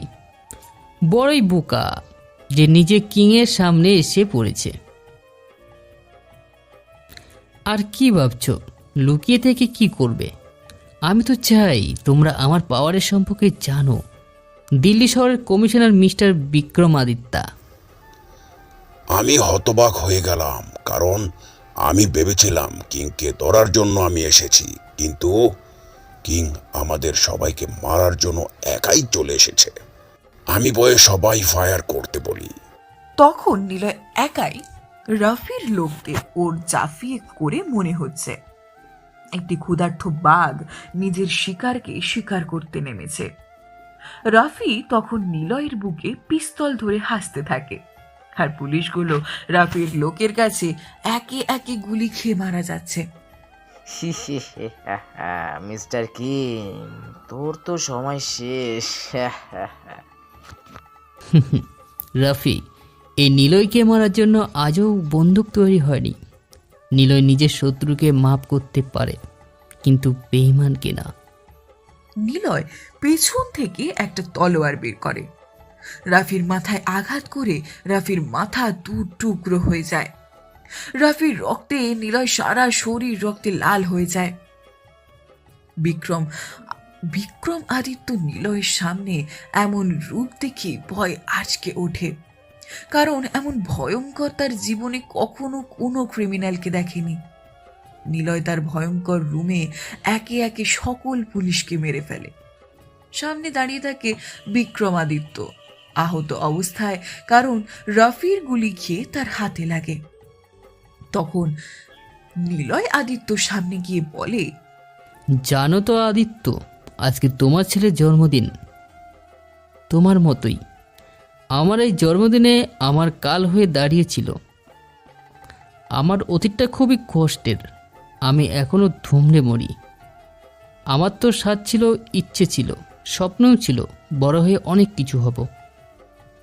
আমি জানি তুমি একজন ভালো মানুষ, তোমার মতো পুলিশ এই ডিপার্টমেন্টে থাকা দরকার। আমি পুলিশকে অনেক ঘৃণা করি, এরপরও তোমাকে আমি ছেড়ে দিলাম। এরপর কখনো কিংকে ধরবার চেষ্টা করবে না, কারণ কিংকে ধরা শুধু সম্ভব না, অসম্ভব। এসব কথা এক নিঃশ্বাসে বলছিল নেহাকে। আদিত্য আফজাল সাহেবকে কল দিয়ে নেহার বিষয় বলে, আজই ইন্ডিয়া চলে যাবে বলে রওনা দেয়। এইদিকে সালা টুকাই মাস্টারটাকে ধরে আনছি। সালা নাকি আমাদের টাকা দেবে, কিন্তু ওকে দেখে তো মনে হয় ডাস্টবিন থেকে উঠে এসেছে। ঠিক আছে শালাকে তোর ইচ্ছে মতো পিঠা। রকি ভাই আজ দিল্লি থেকে আসছে মাল দিতে। ভাই রকিটা কে যাকে ভাই বলছেন? শালা মাদার চোদ, রকি ভাইকে আবার বলিস কে? আরে শালা রকি ভাই হচ্ছে কিং এর লোক। এই যে বাংলাদেশে যত রাফিয়ান দেখছিস না, এসব শুধু কিং এর আন্ডারে কাজ করে। ভাই আমি তো ম্যাগাজিনে কিংয়ের কথা শুনেছি। রকি ভাই কি কিংকে কখনো দেখেছে? শালা কিংকে এই দুনিয়ার কেউ দেখেনি, নিজের লোক ছাড়া আর যারা দেখেছে ওরা কেউ এই দুনিয়ার বেঁচে থাকতে পারেনি। ওই শালাটাকে মার, ওকে রকি ভাই খতম করবে, তারপর এই পিচ্চিটাকে চালান করে আমি প্রচুর টাকা পাবো। ছেলেটা গিয়ে নিলয়ের কাছে যায়, নিলয়ের সামনে পানি মারে। নিলয়ের হুঁশ আসতে ছেলেটা বলে, মা তার অনেক বড় বার বেড়েছিলি, আজ তোর গায়ের সকল চর্বি বের করবো পিটিয়ে। এইটা বলে ছেলেটা নিলয়কে একটি হক স্টিক দিয়ে মারতে লাগে। ছেলেটা নিলয়কে মারতে মারতে ক্লান্ত হয়ে যায়। ছেলেটা হাঁপাতে থাকে। তখন নিলয় পাশের ছেলেটাকে বলে, একটু পানি হবে? ওকে দে, কারণ হয়তো পানি খাওয়ার মতো সে সময় ওর কাছে হবে না। ছেলেটা আরও রেগে যায়। নিলয়ের চোখে রুমাল দিয়ে আবারও পেটাতে থাকে, কিন্তু নিলয় এত মার খেয়ে যেন ওর কিছু হচ্ছে না, কারণ মনে হচ্ছে যেন ওর শরীরটা কোনো স্টিল দিয়ে বানানো। একসময় নিলয়ের সামনে বস আর রকি ভাই আসে। তখন রকি ভাই বলে, কি রে টনি, কে রে ছেলেটা যাকে এভাবে মারছিস? ভাই বলেছিলাম না, মাস্তানি করতে আসছে আমাদের এলাকায়, শালাকে উপরে পাঠাতে হবে। কি রে, তোর এত বড় সাহস, তুই আমার গায়ে এসে মস্তানি করিস? নিলয়ের মাথায় পিস্তল ধরে রকি ভাই কথাটা বলে। তখন নিলয় বিট খুঁটে একটা হাসি দিয়ে বলে, হাহা, এলাকা তো কুকুরও তো হয়, কিন্তু শের যখন তার জায়গা যায় তখন সে এলাকা কুকুর তার অস্তিত্ব থাকে না। তোর সামনে রকি ভাই দাঁড়িয়ে আছে, তোর সামনে তোর মৃত্যু দাঁড়িয়ে আছে, তারপরও তোর ভয় করছে না? তোকে মারার আগে আমার তোকে দেখতে ইচ্ছে করছে রে। রকি যখনই নিলয়ের রুমালটা উঠিয়ে ওর মুখের দিকে তাকাবে, তখনই চিৎকার করে নিলয়ের পায়ের নিচে লুটে পড়ে আর বলে, কিং ভাই, ভাই আমার ভুল হয়ে গেছে, আমি বুঝতে পারিনি, আমাকে মাফ করে দিন। জানিস তো রকি, আমি আমার রাফিয়ান জগতে নিজের শত্রুকে একটা সুযোগ দিই, কিন্তু বেঈমানকে না। আরে রকি ভাই, ও কিং হয়েছে তো কি হয়েছে, একটা বার ভাবুন, ওকে মেরে আপনি হবেন রাফিয়ান রাজত্বের কিং। ওর তো হাত পা বাঁধা আছে, আর আমাকে আপনার ডান হাত বানাবেন। সালা মাদার, কিংকে মারার মতো লোক আজ জন্মায়নি। যদি জান প্রিয় থাকে তাহলে পালা। এটা বলে রকি ওখান থেকে দৌড়ে পালাতে থাকে, প্রাণপণে দৌড়তে থাকে। মনে হচ্ছে ওর পেছনে কোনো হিংস্র বাঘ দাওয়া করছে। এইসব দেখে টনি অবাক হলে। ও একটু হেসে বলে, শালা নাকি রাফিয়ান জগতের কিং। এই তোরা রকিকে পিছন থেকে মেরে দে, কেউ ভাবতেও পারবে না যে কিং আমার হাতে মারা গেছে। আমি হব এই রাফিয়ান রাজ্যের রাজা। নিলয়ের ওসব কথা শুনে উচ্চস্বরে হাসতে থাকে ও, আর বলে, কুকুর তো তার নিজের বাড়িতে ঘেঘু করতে পারে, কিন্তু শেরের সামনে না। শালা মাদার চোদ। এই কথা বলে নিলয় এর কলার ধরতে নিলয় টনিকে একটা লাথি দিয়ে পেছনে ফেলে দেয়। হাতের রশিগুলো এক চিটকে খুলে ফেলে। নিলয় তার দুই পাশ থেকে রাশিয়ান 1.19 রেভলভার দুটো বার করে। টাস্ক করে পিছনের থাকা ওই ছেলেটা আর রকিকে মারতে যাওয়া ছেলেটার মাথায় গুলি করে। দুজন ছিটকে পড়ে দুই পাশে। টনি যখনই নিলয়কে গুলি করবে, নিলয় তখন ওকে লাথি দিয়ে পিস্তলটা ফেলে দেয়, ওর বুকে পা রেখব বলে। জানিস তো, জীবনের দুটা জিনিস ঘৃণা করি, এক আমার মা বাবাকে গালি দেওয়া, দুই আমার শার্টের কলার ধরা। টনিকে আর কিছু বলতে না দিয়ে নিলয় টনির মাথা বরাবর একটা গুলি চালায়। নিমেষেই টনির প্রাণ চলে যায়। টনির নিথর দেহটা মাটিতে পড়ে থাকে। এইদিকে রকি এই মধ্যে রাতে প্রাণপণে দৌড়তে থাকে। সামনে দেখে একটা গাড়ি। রকি দৌড়ে সাহায্যের উদ্দেশ্যে গাড়িটার সামনে যায়, কিন্তু গাড়ি থেকে দুজন লোক রেইনকোট পরা হাতে পিস্তল নিয়ে বের হয়। ওরা আর কেউ না, রায়হান সুমন, নিলয়ের বন্ধু। পেছন থেকে নিলয় আসে, মুখে রক্ত লেগে আছে। মনে হচ্ছে কোনো হিংস্র প্রাণী তার শিকার করে এদিকে আসছে। ভাই আমার ভুল হয়ে গেছে, আমাকে মাফ করে দিন। আমি এমন ভুল কখনো করব না, এমন 2 নম্বরই কাজ আর করব না। রকি, তুই ভালো করেই জানিস আমার রাজত্বে বেইমানির একটা সাজা তো হচ্ছে মৃত্যু। নিলয় রকির মাথা বরাবর জেদ করে সেই দিকে রকি গলা কাটা মুরগির চিৎকার করতে লাগলো। করতে করতে সে মারা যায়। নিলয় ওখান থেকে চলে যায় আফজাল সাহেবের বাসায়। আফজাল সাহেবের বাসায় মেইন গেট দিয়ে প্রবেশ করতে আফজাল সাহেব বলে ওঠে, কি ব্যাপার কিং, আজকেও মনে হয় কোনো মিশনে গিয়েছিলে? অবাক হচ্ছ যে আমি তোমাকে কিভাবে চিনলাম? আসলে কি জানো তো, কিং এই রাফিয়ান জগতে যে যত বেশি মাইন্ড গেম খেলতে পারে সে এই রাফিয়ান জগতে টিকে থাকে। তুমি কি ভেবেছ তুমি নিজ থেকে আমার বাসায় আসছো? না, আমি নিজেই প্ল্যান করে তোমাকে এনেছি। নিলয়, আমি তোমার শত্রু নয়, বন্ধু ভাবতে পারো। আপনি তাহলে আমার কাছে কি চান? পাওয়ার আমাকে তুমি প্রধানমন্ত্রী করে দাও, তারপর দুজন মিলে এই দেশের রাজত্ব করব। তুমি চিন্তা করো না, আমি থাকতে তোমার কোনো ভয় নেই। ঠিক আছে, হয়ে যাবে। এটা বলে নিলয় তার রুমে চলে যায়। নিলয় সকালবেলা ভার্সিটিতে যাওয়ার উদ্দেশ্যে রওনা দেয়। মাঝ রাস্তায় নিলয় খেয়াল করে নীলা বস্তির ছোট ছোট ছেলে মেয়েদেরকে কিছু নতুন জামা কাপড় আর খাবার দিচ্ছে। নিলয় নীলার দিকে এক দৃষ্টিতে তাকিয়ে আছে। নীলা নিলয়ের দিকে তাকাতেই নিলয় ভার্সিটিতে যাওয়ার উদ্দেশ্যে আবার রওনা দেয়। ছেলেটাকে আমার কাছে কেমন জানি অদ্ভুত লাগে খুব। আসলে কি ছেলেটা এমন গরিব, নাকি তার মধ্যে কোনো রহস্য আছে? নিলয় ভার্সিটির মেইন গেট দিয়ে প্রবেশ করার সময় হঠাৎ করে কারোর সাথে ধাক্কা খেয়ে পড়ে যায়। নিলয় মনে মনে ভাবে আজ হয়তো ওর সাথে খারাপ কিছু হবে, কিন্তু তার ভাবনা ভুল করে দিয়ে মেয়েটা বলে ওঠে, তোমার কোথাও লাগেনি তো? না সরি আপু, আসলে আমি খেয়াল করিনি। না ঠিক আছে, আমি নিজে একটু তাড়াহুড়ো করে বের হচ্ছিলাম। আর তুমি আমাকে আপু বললে কেন? আমার নাম তো নেহা, আর আমরা একই ডিপার্টমেন্টে, তাহলে তুমি করেই বলবে। তখনই কোথা থেকে রাহাত আর রিফাত এসে পড়ে।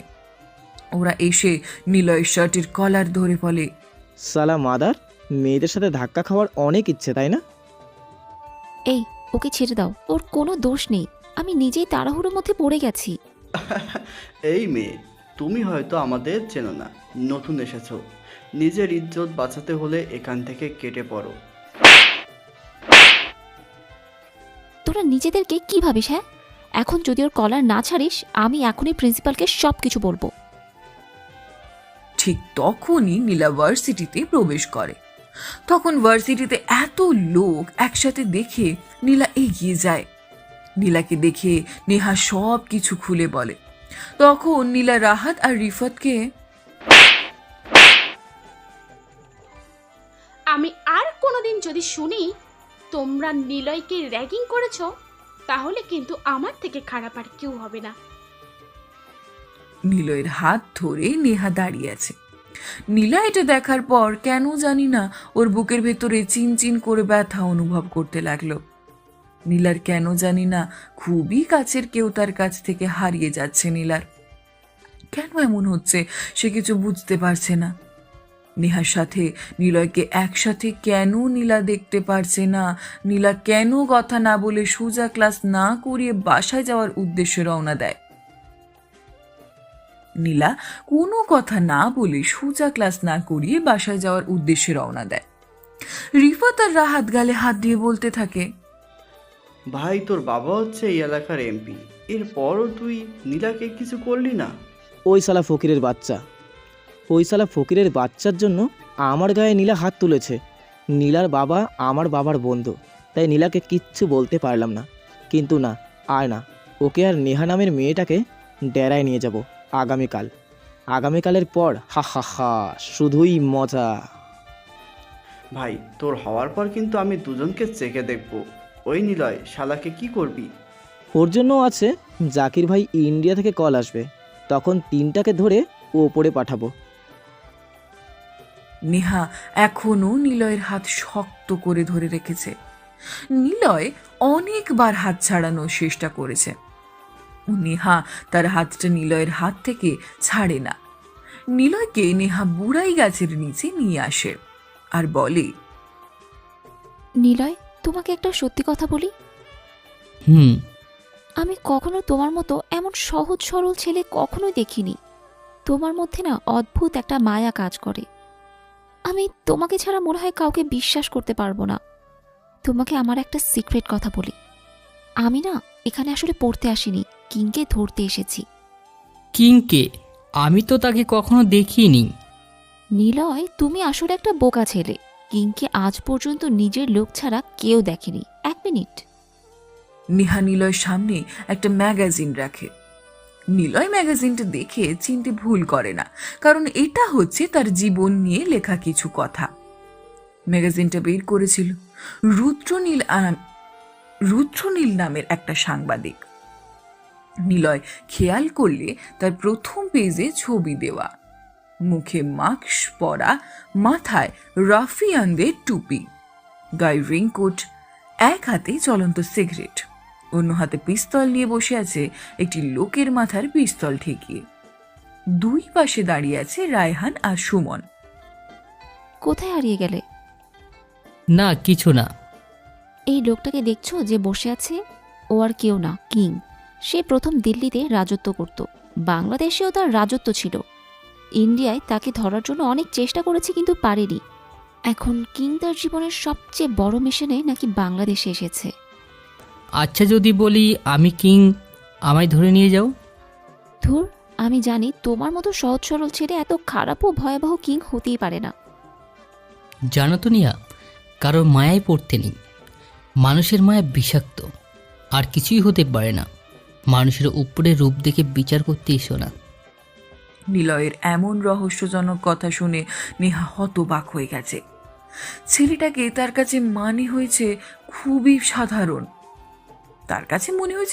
সাধারণ, কিন্তু ওর কথা শুনে নেহার কাছে কেমন জানি রহস্যজনক মনে হচ্ছে। নিলয় আর কিছু না বলে নেহার কাছ থেকে উঠে যায়। নিলয় আফজাল সাহেবের বাসায় যাওয়ার উদ্দেশ্যে রওনা দেয়। নেহা এক মনে নিলয়ের চলে যাওয়ার দিকে তাকিয়ে আছে। নিলয় মাঝ রাস্তায় আসতে একটা জিপ নিয়ে কিছু পুলিশ নিলয়ের সামনে আসে।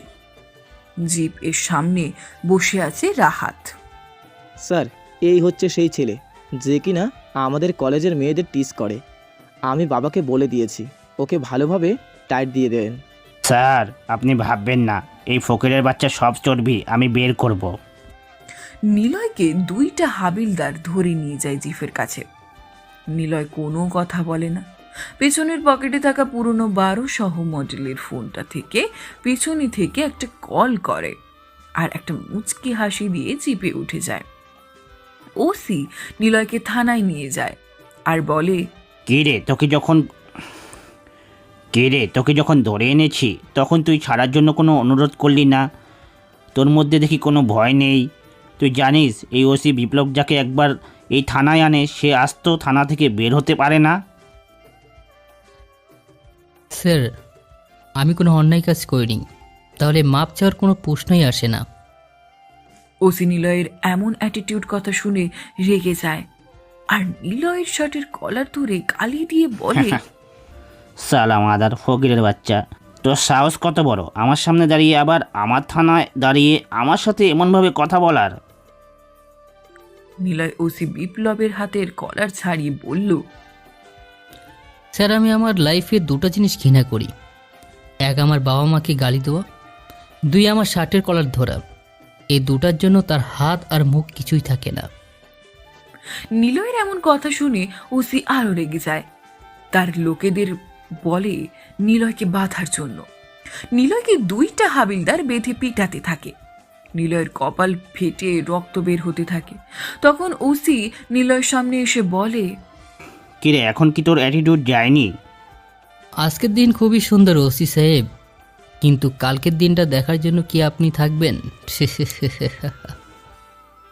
নিলয়কে এত মারার পর ও নিলয় একটিবারও কাকুতি মিনতি করেনি। তাকে ছাড়ার জন্য এটাতে যত না অবাক হাবিলদার দুটো হয়েছে, তার থেকে বেশি ওসি বিপ্লব হয়েছে। কারণ নিলয়ের মতো ছেলে ওর জীবনে এমন কখনো দেখেনি। কত আসামিকে না মেরেছে, তারা কত মাপ চেয়েছে ছাড়ার জন্য, কিন্তু সেই জায়গায় ওদের থেকে 1000 গুণ মাইর খাওয়ার পরও নিলয়ের কোনো শব্দ নেই। একটু পর ওসি বিপ্লব খেয়াল করে তার থানার সামনে একের পর এক গাড়ি আসছে। এসব দেখে ওসি হতবাক হয়ে বাহিরে যায়। বাইরে এসে আরো অবাক হয়, কারণ দেশের সব থেকে বড় লয়ার সবাই তার থানার সামনে একটু পরে। তারপর খেয়াল করে হেলিকপ্টার থেকে দেশের সব থেকে বড় আইনজীবী মোশাররফ হোসেন সাহেব এসেছেন। এদেরকে দেখে ওসি কি করবে কিছু বুঝতে পারছে না। তার মুখ দিয়ে যেন কোনো কথা বের হচ্ছে না। কি বলবে ওদের সামনে? ওসি বিপ্লব ওদের সামনে সামান্য একজন ওসি মাত্র। ওরা চাইলে বিপ্লবের চাকরি এখনই খেয়ে ফেলতে পারে। মোশাররফ হোসেন সাহেব ওসি বিপ্লবের সামনে এসে হাতে একটা ফোন ধরিয়ে দেয়। ফোনের ওপাশের লোকটার কথা শুনে ওসির পায়ের নিচ থেকে মাটি সরে যায়, কারণ ফোনের ওপাশে আর কেউ না, দেশের প্রধানমন্ত্রী তাকে নির্দেশ দিয়েছে যাকে এখনই থানায় আনা হয়েছে তাকে যেন সম্মানের সহিত ছেড়ে দেওয়া হয়। ওসির মুখে কথা নেই। ওসি নিলয়কে তালা খুলে দেয়। নিলয় ওসির দিকে তাকিয়ে মুচকি একটা হাসি দেয় আর থানা থেকে বের হয়ে মোশাররফ হোসেন সাহেবকে ইশারা দিতে তারা সবাই থানা থেকে চলে যায়। ওসি বিপ্লব মাথায় হাত দিয়ে দাঁড়িয়ে আছে। ও ভাবছে, ছেলেটা কে যার জন্য এত বড় বড় লোক আসছে ছাড়ানোর জন্য? ওসি বিপ্লব ভয়ে থানা থেকে বাসায় যাওয়ার সময় রওনা দেয়, কারণ সে ভালোভাবে বুঝতে পেরেছে নিলয় সাধারণ কেউ তো হতেই পারে না। নিস্তব্ধ রাত দিয়ে ওসি বিপ্লব যেতে লাগলো। আজকে তার মনের মধ্যে ভীষণ একটা ভয় গ্রাস করতে লাগলো। আজকে কেন জানি না তার মনে হচ্ছে তার সাথে ভয়ানক কিছু হতে যাচ্ছে। ওসি বিপ্লবের ভাষাটা জঙ্গলের ভিতরে সন্ধ্যা নামতে জায়গাটা ঘুটঘুটে অন্ধকার হয়ে যায়। ওসি বিপ্লব জঙ্গলের ভিতরে ঢুকতে তার জিপটা হঠাৎ করে দাঁড়িয়ে যায়। ওসি খেয়াল করে সামনের একটা কালো গাড়ি দাঁড়িয়ে আছে। পাশে দুটো ছেলে হাতে পিস্তল নিয়ে দাঁড়িয়ে আছে, মাথার টুপি গায়ে রেইনকোট পরা। ওসি বিপ্লব বুঝতে বাকি নেই যে ওরা রাফিয়ান। ওদের সামনে আজও বেঁচে থাকতে পারেনি। ওসি হাতে পিস্তল নিয়ে যখনই ট্রেকারে চাপ দেবে তখনই এই পেছন থেকে কেউ একটা তার মাথা বরাবর ফায়ার করে। ওসি দূরে গিয়ে ওসি ছিটকে পড়ে। পেছন থেকে রায়হান ওসিকে গুলি করে। ওসি লাশটা পড়ে থাকে জঙ্গলে। নীলা তার বান্ধবীর বার্থডেতে ফিরতে অনেক রাত হয়ে যায়। নীলা মনে মনে ভাবে যে নিলয় ছেলেটা খুবই রহস্যজনক, ওকে আমাকে জানতে হবে। ওকে দেখলে কেন আমার পুরনো স্মৃতিগুলো মনে পড়ে, আমাদের রুদের কথা মনে পড়ে যায় আমার। নীলা এসব ভাবতে ভাবতে তার বাসায় যাওয়ার উদ্দেশ্যে রওনা দেয়। মাঝ রাস্তার মধ্যে কিছু লোক নীলার মুখে রুমাল লাগিয়ে অজ্ঞান করে। তাদের সাথে নিয়ে গেল। ওইদিকে নেহা আফজল সাহেব কিং এর রিয়েল ছবি বের করতে পেরেছে। আমি আমার পার্সোনাল অ্যাসিস্ট্যান্টকে দিয়ে পাঠাচ্ছি, তুমি গিয়ে ছবিটা নিয়ে আসো। সত্যি স্যার, আপনি নিলয়ের আসল ছবিটা বের করতে পেরেছেন? আফজল সাহেব এই কাজটা করেছে, কিন্তু আমি যখন অর্ডার দিব তখন তুমি যাবে, এর আগে নিলয়ের সামনে যাবে না। Okay sir. নেহা নিলয়ের রিয়েল ছবি আনার জন্য রওনা দেয়। হঠাৎ করে কিছু ছেলে নেহাকে পেছন থেকে অজ্ঞান করে বাড়িতে তুলে নিয়ে যায়। নিলয় আফজাল সাহেবের বাসায় যাওয়ার সময় পেছন থেকে রাহাত এসে নিলয়ের মাথায় আঘাত করে। নিলয় জ্ঞান হারিয়ে ফেলে। সালাকে ডেরায় নিয়ে যা, ওকে মেরে পুঁতে দেব। হা হা হা হা হা। নিলয় নেহা ও নীলাকে একটা পুরনো বাড়িতে বন্ধ করে রেখেছে। নিলয়ের হুঁশ আসতে খেয়াল করে নিলয়ের হাত দুটো বাঁধা, উপরে সিলিং ফ্যান চলছে, পুরো বাড়ি জুড়ে অন্ধকার। তখন রাহাত ও রিফাত জাকিরের কাছে গিয়ে বলে, ভাই, তিনজনকে আটকে রেখেছি, ওদের আপনি শুধু মেরে দেবেন। থানা পুলিশ আমি দেখব। কয় কোটি দিবি? 10 কোটি। অন্য মার্ডারের তুলনায় একটু বেশি মনে হয়। কমিশনারের মেয়েকে নিয়ে খেলবো, রেট তো হবেই। তোদের যা ইচ্ছে কর, আমারটা দিলে হবে। নিলয় খেয়াল করে তার সামনে নেহা আর নীলাকে বেঁধে রেখেছে। নিলয় নীলার এমন অবস্থা দেখে মাথা গরম হয়ে যায় নিলয়ের। নিলয় আবারও তার অতীতে চলে যায়। নিলয় ক্লাস থেকে ফিরছিল, তার পাশে একটি মেয়ে ছিল। নীলার রোজকালের মতোই আজও নিলয়ের ক্লাস শেষ হওয়ার অপেক্ষায় দাঁড়িয়ে থাকে। নিলয়ের পাশে মেয়েটাকে নীলার যেন কিছুতেই মানতে পারল না। সোজা গিয়ে নিলয়ের গায়ে একটা থাপ্পড় বসিয়ে দেয় আর বলে, এই রুদ্রর বাচ্চা, তোকে না বললাম আমি ছাড়া তোর আর কোনো মেয়ে বন্ধু থাকতে পারবে না? নিলয় নীলার থেকে 2 বছরের ছোট ছিল, তাই নীলার কথার না মানে বুঝে নিলয় কান্না করতে করতে ওখান থেকে চলে যায়। নিলয়ের গায়ে হাত তোলায় খুব খারাপ লাগে। সেদিন নীলা কিছু খায়নি, নিজেকে কষ্ট দেয়। নীলা বাসায় এসে তার বাবাকে সব কথা বলে। নীলা খুব মিষ্টি একটা, ছোট্টবেলায় ওর মা মারা যায়, তখন থেকে ও তোকে আপন করে নেয়। তুই ছাড়া ওর প্রিয় আর কেউ নেই বাবা, তুই ওকে কখনো কষ্ট দিস না। নিলয় তার অতীতের কথা মনে পড়তেই চোখ দিয়ে পানি বের হতে লাগলো। একটু পর রাহাতের লোক এসে নিলয়কে অন্য একটা রুমে নিয়ে যায়। তখন রাহাত ও রিফাত নিলয়ের সামনে আসে আর বলে, সালা মাদার, অনেক বার বেড়েছিস। এই দিন ছাড়া পেয়ে আমাদের নামে পুলিশের কাছে উল্টোপাল্টা বলা সালা ফকিরের বাচ্চা। মিস্টার রাহাত, আমি আমার জীবনে 2টা জিনিস ঘৃণা করি। 1, আমার মা বাবাকে গালি দেওয়া, 2, আমার শার্টের কলার ধরা। আপনি দুটোই কাজ করেছেন। শালা মাদার, ওই স্টিকটা দে তো। রিফাত নিলয়কে হক স্টিক দিয়ে পেটাতে থাকে। নিলয়ের মুখ দিয়ে রক্তের লালা বের হতে থাকে। তখন রাহাত বলে, চল ওই 2টা নিয়ে খেলবো, আগে ভাইকে ডাক। জাকির যখন সামনে আসে তখন রিফাত বলে, শালা ভাইকে জানিস? কিংয়ের লোক। তোর মতো ফকিরের বাচ্চা 10টা মারলেও কিংয়ের লোকের কখনো হাত কাঁপে না। ভাই, শালাকে উপরে পাঠিয়ে দিন। রাস্তার ধারে দোকান থাকলে যখন দোকানে বাবা থাকে, পাশের ছেলে লোক ডেকে চেয়ারে দোকানে আনে, তোর এমনই অবস্থা। এই, তোর ভয় করছে না? তুই বাঁচবি কি না তুই নিজেও জানিস না, আর এসব কথা বলছিস? ভয় তো সেই ছোটবেলা থেকে হারিয়ে ফেলেছি, যখন নিজের সামনে নিজের প্রিয় মানুষদের মৃত্যু দেখেছি। ভয় পেলে কি এই রাফিয়ান জগতে আসা যায়? তুই কে? তোকে খুব দেখার ইচ্ছে করছে আমার। তুই কিভাবে রাফিয়ানদের জানিস? ভাই, আমরা কাজটা করে আসি, তুমি সালাটাকে ওপরে পাঠিয়ে দাও। রাহাত নীলা ও নেহাকে একটা ঘরে নিয়ে যায়। নীলা ও নেহার হাত দুটো বাঁধা। নেহার হুঁশ চলে আসছে, তাই নেহা আস্তে আস্তে তার হাতের বাঁধনটা খুলে নেহার মিনি পিস্তলটা তার সাথেই আছে। রাহাতের লোকেরা খেয়াল করেনি রিফাত ও জাকির নিলয়কে একটা রুমে নিয়ে আসছে। ওই দিকে রাহাত তার জামা খুলে নীলার কাছে যেতেই নেহা টাস্ক করে রাহাতের বুকে গুলি করে। গুলির শব্দে নীলারও হুঁশ চলে আসে। ও, রিফাত শালার মুখটা খুলতো, দেখি যে এই জাকিরের সামনে বড় বড় কথা বলে। রিফাত গিয়ে নিলয়ের মুখের কাছে কাপড়টা খুলতে চিৎকার করে হুড়মুড়িয়ে পড়ে আর বলতে থাকে, কিং ভাই। কিন্তু এত সময় দেরি হয়ে যায়। জাকির বুঝে ওঠার আগে দূর থেকে একটা স্নাইপারের গুলি এসে পড়ে। জাকিরের মাথা বরাবর জাকিরের মাথা ছেদ করে বেরিয়ে যায়। এরপর আরেকটা এসে পড়ে রিফাতের কপাল বরাবর।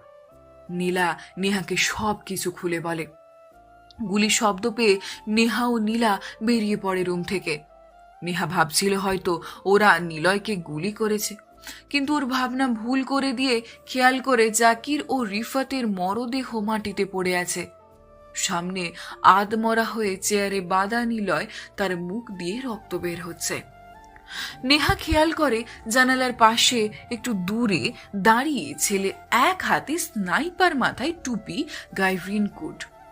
নেহা মনে মনে বলে, তাহলে কি ওরা মেরেছে ওদেরকে? কিন্তু কেন মেরেছে আর কেনই বা নীলয়কে বাঁচিয়েছে? আর আমি ম্যাগাজিনে যা দেখেছি আর ওদের সম্পর্কে শুনেছি, রাফিয়ানরা নাকি এভাবেই আসে। তাহলে কি কিং এখানে এসেছে? কিন্তু ও নিলয়ের মতো সাধারণ সহজ সরল ছেলেটাকে কেন বাঁচাবে? নাকি নিলয়কে ওরা জানে? নেহা ওদের ধরতে পিছু করবে ভেবে সামনেই যেতেই নীলা বলল, নেহা, নিলয়ের অবস্থা খুব সিরিয়াস, ওকে হসপিটালে নিয়ে যেতে হবে এখনই। নিলয়ের কথা শুনে নেহা আর সামনে গেল না, নিলয়কে নিয়ে হসপিটালে যায়। ডাক্তার নিলয়কে এক হাতে সেলাইন দিয়ে অপেক্ষা করতে বলে আর বলে যায় চিন্তার কোনো কারণ নেই, সকালের মধ্যে তার জ্ঞান ফিরে আসবে। এইদিকে নীলা কেন জানি না সন্দেহ করতে লাগলো, তাই কিনা নীলা হসপিটাল থেকে বাসায় চলে যায়। স্যার, আজ আমি রাফিয়ানদের নিজের সামনে দেখেছি। তুমি ঠিক আছো তো? নেহা সবকিছুই খুলে বলে। তারপর, তুমি তাড়াতাড়ি যাও, ওই ছেলেটার খোঁজ পেয়ে গেছে কিং। কিং এর লোক ওকে যে কোনো সময় মেরে দেবে। নেহা আর দেরি না করে ছেলেটার ঠিকানায় যাওয়ার উদ্দেশ্যে রওনা দেয়। নেহা ছেলেটার বাসায় গিয়ে দেখে একটু পুলিশ মরে পড়ে আছে, আর সামনে ওই ছেলেটা এখনো জীবিত আছে। তাই ছেলেটার মুখে পানি দিতে ছেলেটার একটু হুঁশ আসে। ছেলেটা নেহাকে দেখেই চিনতে পায়। ছেলেটা নেহাকে একটা খাম দিয়ে ওখানেই মারা যায়। নেহা এই দৃশ্য দেখার পর কিং এর ওপর খুব রাগ হয়, মনে মনে বলে, কিং, আমি তোমাকে জিন্দা ছাড়বো না, তোমার মরণ আমার হাতেই। নেহা খামটা নিয়ে ওখান থেকে চলে যায়। আর ওই দিকে নিলয়ের হুঁশ আসতেই নিজেকে হসপিটালে আবিষ্কার করে নিলয়। তারপর তাড়াতাড়ি করে হাতের স্যালাইনটা খুলে হসপিটাল থেকে বের হয়ে যায় আর কল করে সুমন ও রায়হানকে, সবকিছু রেডি করতে বলে। নিলয় ওখান থেকে চলে যায় মিনার কাছে। মিনার কাছে গিয়ে, মিনা, আমি জানি তুই খুব ভালো এবং মিষ্টি একটা মেয়ে। তুই বড় হয়ে খুব ভালো একটা ডক্টর হবি। জানিস তো, আমারও খুব ইচ্ছে ছিল ডক্টর হওয়ার, কিন্তু এই নিষ্ঠুর পৃথিবী আমাকে তা হতে দেয়নি। কিছু মুখোশধারীর কারণে আমার জীবনটা এমন হয়ে গেছে। ভাইয়া, তুমি এমন কথা বলছো কেন? আমি তোমার ছোট বোন, আমি তোমাকে কিছু হতে দিব সব সময় আমার কাছে রাখবো।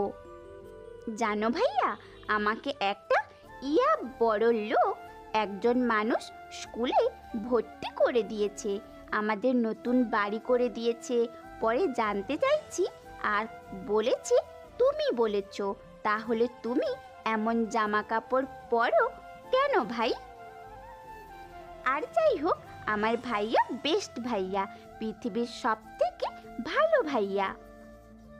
এটা বলে মিনা নিলয়কে জড়িয়ে ধরে। নিলয় এই প্রথম তার চোখ দিতে খুশির একটা কান্না বয়ে যায়, কারণ এই প্রথম সে কাউকে আপন করে নিয়েছে। মিনাকে তার খেয়াল রাখার জন্য বলে, একটা লোককে ফোন দেই যেন সব সময় মিনার দেখাশোনা করে। এই বলে নিলয় অনেকটা বেদনা নিয়ে ওখান থেকে চলে যায়। এইদিকে নীলা তার বাসায় যায়। বাসায় গিয়ে দেখে বাসায় কেউ নেই, তাই নীলা নিলয়ের ওপরের রুমে দিকে যায়। রুমের মধ্যে সব সময় আফজাল সাহেব তালা মেরে দেয়, যেন নিলয় না থাকা অবস্থায় নেহা কোনোভাবেও রুমে না যেতে পারে। নেহা আফজাল সাহেবের রুম থেকে চাবি এনে তালা খোলে। আমার দেখতে হবে যে ওই নিলয় নামের ছেলেটা আসলে কে, কেন এখানে এসেছে, কি উদ্দেশ্য ওর, আমাকে সব জানতেই হবে। নীলা নিলয়ের রুমে ঢুকে দেখে পুরো রুম ফাঁকা। ভেতরে প্রবেশ করে দেখে একটা ছোট ব্যাগ। ব্যাগটা বের করে নীলা দেখে ব্যাগের ভেতর থেকে ম্যাগাজিনের ছবি। নীলার চিনতে সমস্যা হয় না, কারণ এমন একটা ম্যাগাজিন তার বাবার হাতে দেখেছে, কারণ এটা রাফিয়ানদের নিয়ে লেখা। এই ম্যাগাজিনটা মাত্র 20টা ছাপানো হয়েছে, তাহলে এই ছেলের কাছে এটা কি করে আসলো? নীলা একটু অবাক হলো। ব্যাগে হাত দিতে তার কাছে একটা খাম আসে। খামের ভিতরটা খুলে নীলা যা দেখে, নীলার পায়ের নিচে মাটি সরে যায়, কারণ খামের ভিতরে যেই ছবিটা ছিল সেটার কেউ না, নীলা ও রুদের ছোটবেলার ছবি। নীলা থমকে দাঁড়ায়। না না, এটা কোনোভাবে সম্ভব নয়। তাহলে কি নিলয় আমার রুদ্রকে জানে, নাকি কোনো ক্ষতি করতে এসেছে ওর? আমি আর কিচ্ছু ভাবতে পারছি না। আমার পুরো পৃথিবী মনে হয় অন্ধকার হয়ে যাচ্ছে। আমার পুরো পৃথিবী মনে হচ্ছে অন্ধকার হয়ে যাচ্ছে। আমি আমার রুদ্রকে কিচ্ছু হতে দিতে পারি না। নীলা আর কিছু চিন্তা না করে নিলয়ের কাছে যেতে বের হয়ে যায়। বাসা থেকে গাড়ি নিয়ে এক মনে হসপিটালের উদ্দেশ্যে রওনা দেয়। নীলা আর শুধু তার চোখের সামনেই সেই ছোটবেলার স্মৃতি মনে পড়ছে, কারণ নীলা যখন হুঁশ আসে তখন নীলা হসপিটালে ছিল। তখন নীলার বাবা বলেছিল নিলয় আর তার বাবা নাকি বিদেশে চলে গিয়েছে। নীলা আজ হসপিটালে 1 মাস তার সেন্স ছিল না। নীলা নিলয়ের জন্য খুব মন খারাপ করে। নীলা নিলয়ের জন্য খুব মন খারাপ করে, কিন্তু নীলা আসল বিষয়টা আজও জানতে পারেনি। এইদিকে নেহা তার ডিপার্টমেন্টে যায়। নেহা ঘামটা হাতে ছবিটা দেখে তারও পায়ের নিচ থেকে মাটি সরে যায়। একবারের জন্য মনে হচ্ছে সে ভুল দেখেছে, কিন্তু না, ভুল না, এটা সত্যি। কারণ ছবিটা আর কারো না, সে যাকে প্রথম কোনো ছেলেকে ভালোবেসেছিল সে নিলয়, আর নিলয় হচ্ছে কিং। নেহা যেন এটা কোনোভাবেই মানতে পারছে না। একটু পর নিলয় ফোন কলে আসে। নেহা, আমি খবর পেয়েছি কিং নাকি তার একটি বড় মিশন করতে বের হবে আজকে রাতে 2টোয়। তুমি সবাই তৈরি করো, আজকে তোমার শেষ মিশন আর রাফিয়ানদের খতম হওয়ার দিন। জি স্যার, আমি এখনই ঠিক করছি। যদি নিলয় কিং হয় তাহলে নিলয় তো হসপিটালে, তাহলে ওই ছেলেটাকে মারলো কে? আর মিশন কে করবে? কারণ নিলয় এখন হসপিটালে না। এই সব উত্তর নিলয়ের কাছ থেকেই পাবো। নেহা আর দেরি না করে নিলয়ের কাছে যাওয়ার উদ্দেশ্যে রওনা দেয়। মাঝে পথে নীলাকে দেখে নেহা এরপর নীলাকে সব কিছু খুলে বলে। নেহার বিষয় নীলা আর নেহা জিজ্ঞেস করে। হসপিটালে নিলয়ের সাথে কথা বলার উদ্দেশ্যে রওনা দেয়। হসপিটালে গিয়ে নীলা ও নেহাকে দেখে একটা অবাক হয়, কারণ নিলয় হসপিটালে ছিল না, ডাক্তাররাও কিছু বলতে পারছে না। এরপর নেহাকে খুঁজে পাওয়া যাচ্ছিল না। নিলয়ের মিশনের কথা বলে তখন নীলার সাথে যাওয়ার জন্য রিকোয়েস্ট করে। নেহা রাজি হয়ে যায়। নেহার কেন জানি না নিলয়কে খারাপ মানুষ বলে মনে হচ্ছে না। সে কোনোভাবে মানতে পারছে না নিলয় হচ্ছে সেই রাফিয়ানদের রাজত্বের রাজা। নেহা তার ফোর্স রেডি করার জন্য বেরিয়ে পড়ে। নীলা আবার তার বাসায় যায়। যদি নিলয়ের রুমে রুদের সম্পর্কে কিছু পায় তাহলে সে রুদকে খুঁজে পাবে, তার প্রিয় মানুষটা। সে রুদকে খুঁজে পাবে, তার প্রিয় মানুষটা, যাকে নীলা তার জীবনের থেকে বেশি ভালোবাসে। নীলা বাসায় গিয়ে আবারও নিলয়ের রুমে খোঁজাখুঁজি শুরু করতে থাকে। একসময় খাটের পাশে ছোট্ট একটা বক্স দেখতে পায় নীলা। বক্সটা হাতে দেখে বক্সটায় তালা মারা, তাই তালা খোলার জন্য একটা রড দিয়ে বাড়ি মারে। ছোট তালাটা খুলে যায়। নীলা বক্সের ভেতর থেকে একটা ডায়েরি, এটা সে রুদকে দিয়েছিল। নীলা এটা দেখে তার চোখ দিয়ে পানি বের হয়ে গেল। এরপর নীলা ডায়েরিটা হাতে নিয়ে খুলে দেখে ডায়েরিতে লেখা, প্রিয় অনু, আমার তুমি হয়তো কোনোদিন জানতেও পারোনি তোমার রোদের সাথে কি হয়েছে। জানো তো অনু, তোমাকে একদিন আমার বড় হওয়ার গল্প বলেছিলাম, মনে আছে? তোমাকে আমি বলেছিলাম আমি তোমার ডাক্তার জামাই হব, কিন্তু কি জানো তো, সেই আশা মনে হয় উপরালা আমার রাখেনি। যেদিন আমার জন্মদিন ছিল সেদিন আমার বাবার সহ কিছু লোক সাধারণ একটা বস্তিবাসীর জায়গার জন্য মেরে দেয়, আর তার খুনের দায়ে আমাকে ফাঁসিয়ে দেয়। বিশ্বাস করো, সেদিন কেউ আমার কথা শুনেনি। আমার চোখে তখন আর অশ্রু ছিল না। সেদিন থেকে গড়ে ওঠে তোমার সহজ সরল রোদ থেকে রাফিয়ান হওয়ার গল্প। তুমি হয়তো জানো না তুমি তোমার বাবার নিজের মেয়ে না। তুমি হয়তো জানো না তুমি তোমার বাবার নিজের মেয়ে না, আশ্রম থেকে দত্তক নেওয়া একজন মেয়ে। তাই তো তোমার বাবা কিংয়ের সাথে তোমাকে বিয়ে দেয়, নিজে পাওয়ারফুল হতে চায়। নীলা ডায়েরিটা পড়ে বুক কান্না করতে থাকে। নীলা অনেক আগে জানতে পেরেছে যে আফজাল সাহেব তার নিজের পিতা না, কিন্তু আফজাল সাহেব এর মতো লোক এত বড় জঘন্য কাজ করতে পারে নীলা যেন ভাবতেই পারছে না। এইদিকে নীলয় একটা গলির মাঝখানে হাঁটছে আর ভাবছে সেই দিনটার কথা যেখানে নীলয় প্রথম শহরে এসেছিল। ভাই, সারাদিন কিছু খাইনি, খাওয়ার জন্য কিছু দিবেন? कौन है बे? कोलकाता से है क्या? हिंदी नहीं आती? मुझे तो बांग्ला आती है, तुझे हिंदी आती है क्या?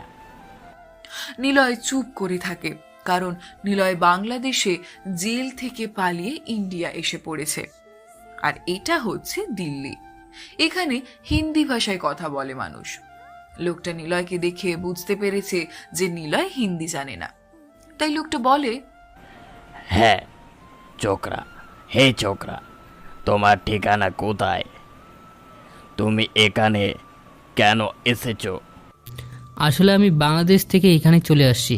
আমার এই পৃথিবীতে আপন বলতে কেউ নেই। আমার খুব খিদে লেগেছে, আমাকে কিছু খেতে দিবেন? লোকটা নীলয়কে একটা রুটি আর একটা কলা দেয়। লোকটা বুঝতে পারে নীলয় অসহায়, কিন্তু লোকটার এই চায়ের দোকান ছাড়া আর কিছু নেই। তখন নীলয়কে লোকটা বলে, দেখো বেটা, আমি গরিব মানুষ, আমার একটা ছেলে আর আমি থাকি। তুমি দেখে মনে হয় বড় ঘরের সন্তান, কিন্তু তুমি অসহায়। তুমি তাহলে আজ থেকে আমার সাথে থাকবে, আমার ছেলের সাথে এই দোকানে মানুষকে চা দিবে। তুমি আমার আরেকটা বেটা হবে। নীলয়কে লোকটা তার কাছে রেখেই দেয়। দিল্লি শহরের মধ্যে থেকে চায়ের দোকানদার আর তার ছেলে সুমন তাদের ভালোই দিন যাচ্ছিল, কিন্তু দিল্লি শহরটা যেমন সুন্দর তেমনই ভয়ানক, কারণ এই শহরের রাজ করে হাজারো রাফিয়ান।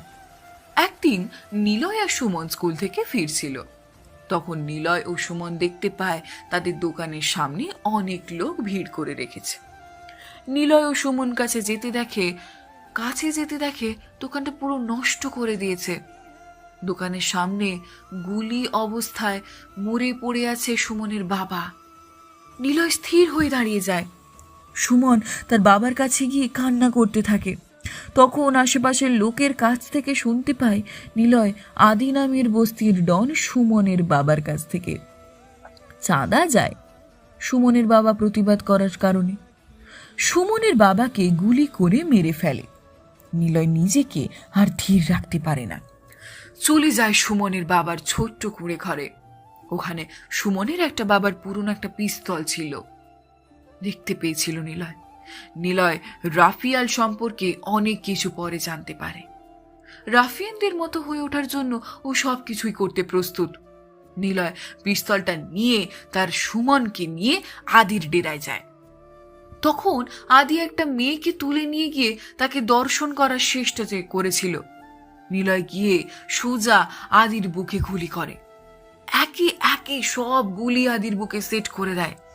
নীলয় এই প্রথম রাফিয়ানের হওয়া যাত্রা শুরু হয়। নীলয় এসব ভাবতে ভাবতে দীর্ঘ একটা নিঃশ্বাস ফেলে। নীলয় আফজাল সাহেবকে কল দেয়। তখন আফজাল সাহেব কল ধরে বলে, নিলয়, আমি তোমার কলের অপেক্ষায় ছিলাম। আমি সব রেডি করে রেখেছি, আজকে রাতে আসবেন। আমিও তোমার জন্য সব ঠিক করে রেখেছি। নিলয় কল কেটে দেয়। আফজাল সাহেবের কথায় নিলয় কেমন জানি রহস্যের গন্ধ খুঁজে পাচ্ছে, কিন্তু সেটা কি নিলয়ের মতো লোক বুঝতে পারছে না। তাহলে কি আফজাল সাহেব নিলয়ের থেকে বেশি মাইন্ড গেমার? তখন আফজাল সাহেব নিজের রুমে নিজে বলছে, নিলয়, তোমার জন্য খুব বড় একটা সারপ্রাইজ আমি রেখেছি। তুমি যা জীবনে কল্পনাও করতে পারবে না। নিজের মানুষ যখন ধোঁকা দেয় সেটা কত বেদনাদায়ক তুমি বুঝতে পারবে।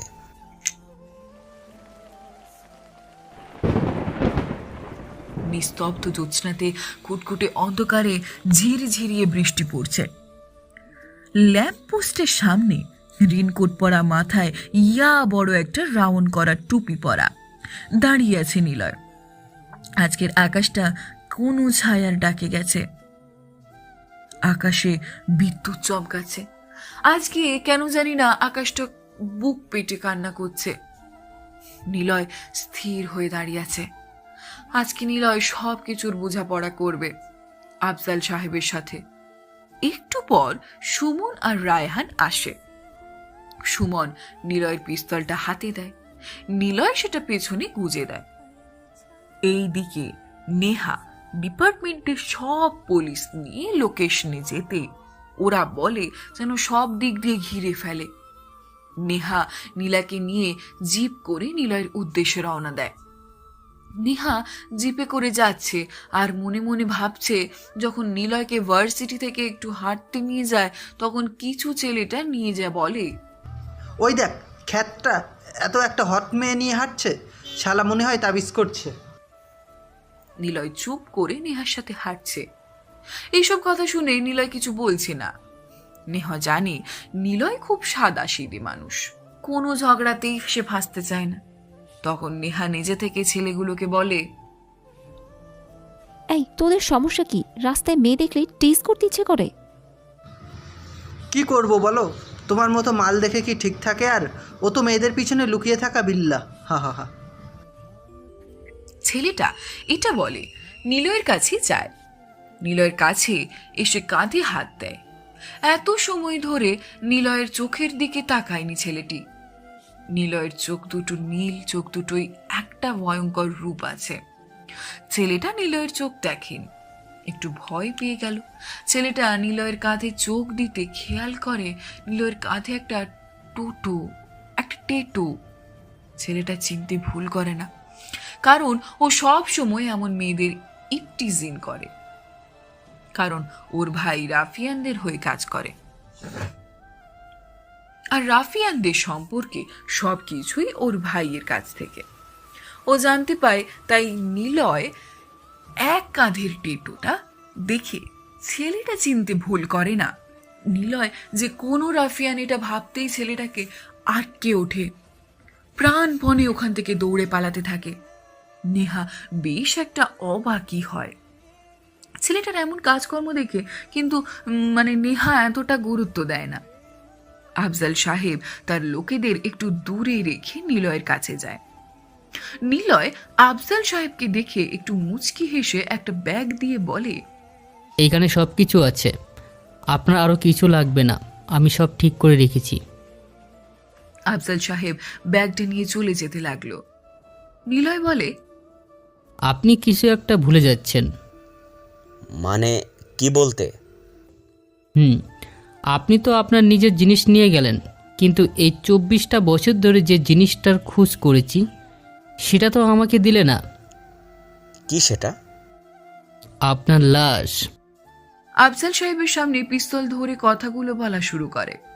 মনে পড়ে আজ থেকে 24 বছর আগে যে ছোট্ট ছেলেটার সামনে তুই তার মা বাবাকে মেরেছিলি আর তাকে বানিয়ে দিলি মা বাবার খুনি। সাইকো কিলার কি দোষ করেছিল? সেদিন আমার বাবা আমার মা কি করেছিল? এটা বলে নিলয় পিস্তলের ট্রিগারে চাপ দেয়, কিন্তু কোনো গুলি বের হয় না। হঠাৎ করে পিছন থেকে একটা গুলি নিলয়ের পিঠে গিয়ে লাগে, আর একটি গুলি গিয়ে লাগে তার আর এক সাইডে। নিলয় পিছন ফিরে দেখে গুলিগুলো আর কেউ করেনি, সুমন আর রায়হান করেছে। এবার আফজাল সাহেব হেসে দেয় আর বলে, নিলয়, কি ভাবছ? এত আয়োজন, এত কিছু, আর তোমার নিজের লোক তোমার সাথে প্রতারণা করেছে। নিলয়, তুমি আসলে একটা বোকা। তোমার বাবার মতো এই রাফিয়ান জগতে যে যত বেশি মাইন্ড গেম খেলতে পারে, সে এই রাফিয়ান রাজত্ব করতে পারে। নিলয় সুমন আর রায়হানের দিকে তাকায় আর বলে, কেন এমনটা করেছিলি? কি করব বলো ভাই, সবাই শুধু কিং কিং করে, আমরা যে সময় কাজ করি তার কোনো দামই নেই। আরে কোথাও ডিল করতে গেলে আমাদেরকে বলে আমরা নাকি কিং এর বডিগার্ড, আমাদের কোনো সম্মান নেই। মুচকি এসে বলে, সম্মান? আমরা বুঝতে পেরেছি তুমি যতদিন এই রাফিয়ান জগতে থাকবে ততদিন আমাদের কোনো রাজ্যত্ব চলবে না, তাই আফজাল সাহেবের সাথে আমরা হাত মিলাই তোমাকে মারার পর আমরা হব দিল্লি শহরের কিং। জানিস তো সুমন, যখন তোর বাবা মারা যায় তখন থেকে ভাবতাম তুই ছাড়া আমার হয়তো আর কেউ নেই। তুই আমার সাথী ছিলি, নিজের ভাইয়ের থেকে বেশি ভালোবাসতাম, তোকে আগলে রাখতাম। রায়হান, তোর মনে পড়ে সেদিনের কথা, যেদিন তুই রাস্তায় ছিনতাইকারীর হাতে পড়েছিলি? তোকে বাঁচাতে গিয়ে আমার পেটে ছুরি ঢুকে যায়। তোর এই পৃথিবীতে আপন বলতে কেউ ছিল না। সেদিন তুই আমাকে ভাই বলে ডেকেছিলি, সেদিন থেকে তোকে আমি আপন করে নিই, নিজের ভাইয়ের মতো ভালোবাসে দেই। আরে তোরা একটিবার ভুলতি, তোদের আমার সাম্রাজ্য, তোদের প্রয়োজন, হাসতে হাসতে দিয়ে দিতাম। কোনো অভিযোগ ছিল কিন্তু কি জানিস, আমি নিজের শত্রুকেও বাঁচার জন্য একটা সুযোগ দিই, কিন্তু বেঈমানকে না। তখন আফজাল সাহেব হাসতে হাসতে বলে, নিলয়, তোমার বাবাকে আমিও সেদিন বলেছিলাম, শুনবে? আফজাল সাহেব বলতে থাকে নিলয়কে পুরনো কথাগুলো।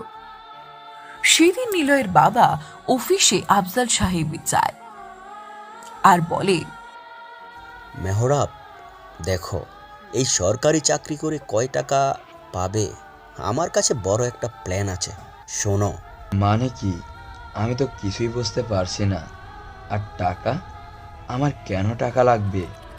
আলহামদুলিল্লাহ, আমার যা আছে তা দিয়ে বেশ ভালোই চলে যায়। এর থেকে বেশি টাকা দিয়ে আমি কি করব? দেখ, তোর একটা ছেলে আছে, ওর জন্য কিছু তো একটা করতে হবে, ওর ভবিষ্যৎ আছে। আচ্ছা আফজাল, তোর কি হয়েছে বল তো? আমি কিছুই বুঝতে পারছি না। তোর হয়েছে কি বলতো, আসলে বিষয়টা আমাকে খুলে বল। দেখ, আমি পুলিশের চাকরি করি, এ চাকরি নয় কত টাকা পাই। গতকাল আমি মতিউর রহমানের সাথে দেখা করেছিলাম, ওনার সাথে কথা বলেছি। ওসি মনির ও আমাদের সাথে আছে, বন্ধু হয়ে তোকে রিকোয়েস্ট করছি, সামনের যে বস্তি আছে ওই বস্তিটা খালি করার জন্য আমাদের পারমিশন দিয়ে দে, তাহলে আমরা 4 জন মিলে ওখানে একটা মদের ব্যবসা করব। আফজাল সাহেবের এমন কথা শুনে মেহরাব রেগে উঠে ঠাস করে আফজালের মুখে থাপ্পড় বসিয়ে দেয় আর বলে, আফজাল, তোকে আমার বন্ধু বলতে লজ্জা লাগছে। তোর মতো এমন একজন সৎ পুলিশ অফিসার এত বড় একটা নোংরা কথা বলতে পারলে আমি কখনো ভাবতে পারিনি। আরে বস্তির জায়গাটা হচ্ছে বস্তির লোকদের, ওদের যদি ওইখান থেকে উঠিয়ে দিই, একটাবারও চিন্তা করেছিস এই দরিদ্র পরিবারগুলো কোথায় যাবে? একটাবার চিন্তা করেছিস ওরা ঠিকভাবে পেট ভরে 3 বেলা খেতে পারবে কিনা? তুই আমার বন্ধু বলে আজকে তোকে আমি ছেড়ে দিচ্ছি, দ্বিতীয়বার যদি আসিস তাহলে কিন্তু তোকে আমি পুলিশে দিয়ে দিব। মেহরাব, তুই কাজটা কিন্তু ঠিক করলি না, এর পরিণাম কিন্তু খুব খারাপ হবে, বলে দিলাম। তখন আফজাল সাহেব নিলয়ের দিকে তাকিয়ে আবার বলতে থাকে, জানো নিলয়, তোমার বাবা ছিল সৎ অফিসার, তোমার বাবা কখনো অন্যায়কে প্রশ্রয় দিত না, কিন্তু তোমার বাবা আমার গায়ে হাত তুলে সব থেকে বড় ভুল করেছে, সবার সামনে আমাকে অপমান করেছে। কি করে ছেড়ে দেই তোমার বাবাকে বলো? সেদিন রাতে তোমার বাবাকে আমি নিজ হাতে খুন করি, এই হাতে। কি আফসোসের বিষয় দেখো, সেদিন তোমার বাবাকে বন্ধু হয়ে আমি খুন করেছি। আজ তুমি মরবে তোমার নিজের লোকের হাতেই। তখনই নেহা পেছন থেকে ফায়ার করতে লাগে। তার পুলিশ নিয়ে যায়। তখন আফজাল সাহেবের লোকে এর সাথে নেহার কথাগুলি গোলাগুলি শুরু হয়। তখনই নিলয় আর এক মুহূর্ত স্থির থাকতে পারে না। পায়ের নিচ থেকে দুইটা ট্রাগেল রিভলভার বের করে। রায়হানের সুমনের দিকে ফায়ার করে কপাল বরাবর গিয়ে লাগে। কপাল ছেদ হয়ে বেরিয়ে যায়। রায়হানও সুমনের মরদেহ মাটিতে পড়ে থাকে। এবার আফজাল সাহেব নিলয়কে দেখে ভয় পেয়ে যায়। হাতের পিস্তলটা দিয়ে নিলয়কে গুলি করে, কিন্তু নিলয় পিছনে যায় না। নিমেষেই আফজাল সাহেবের সামনে চলে আসে। এবার নিলয় আফজালের চোখ বরাবর গুলি করে। একটা আফজাল সাহেবের চোখ ফুটো হয়ে যায়, আর এরপর মাথায় গুলি করে মাথা ছেদ হয়ে বেট হয়ে যায়। আফজাল সাহেব ব্যথায় যন্ত্রণায় চিৎকার করতে থাকে। এবার নিলয় আফজাল সাহেবের বুকে সবগুলো গুলি মারতে থাকে। নীলা নিলয়ের সামনে এমন অবস্থা দেখে দৌড়ে চলে যায় নিলয়ের কাছে। নিলয় মাটিতে লুটে পড়ে রক্তারক্তি অবস্থায়। নীলা নিলয়কে জড়িয়ে ধরে কান্না করতে লাগলো। তখন নিলয় তার বুকের পাশ থেকে দিয়ে পুতুলটা বের করে দিয়ে বলে, আমি তোমাকে যত্ন করে রেখেছি অনুপাকি। সব মানুষের সব চাওয়া পাওয়া কখনো পূর্ণ হয় না। সবারই স্বাদ থাকে, কিন্তু সবার স্বাদ যে সবাই নিতে পারে তা কিন্তু না। তুমি সব সময় সুখে থেকো অনুপাকি। নিথর দেহটা একদম নিস্তেজ হয়ে যায়, কোনো রকম নড়াচড়াও করে না। ফর্সা মুখটাতে বৃষ্টির বড় বড় ফোঁটায় কাদার ছিটকে হেসে ভর্তি হতে শুরু করে। নীলা জোরে চিৎকার দিয়ে কান্না করতে থাকে। নিলয়ের মৃতদেহর বুকটাতে পরপর 5টা গুলি চালায়। কেবল ঠাস ঠাস করে গুলির শব্দ শোনা যায়, কিন্তু কারো চিৎকার আর কোথাও শোনা যায় না। সব দিকে নিস্তেজ হয়ে থাকে। নিলয় ওখানে প্রাণ ত্যাগ করে। নীলা ও নেহা নিলয়ের সামনে এসে কান্না করতে থাকে। নীলা তার প্রিয় মানুষটাকে কাছে পেয়েও হারিয়ে ফেলল।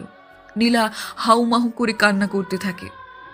পৃথিবীর মানুষ সত্যি বড়ই অদ্ভুত।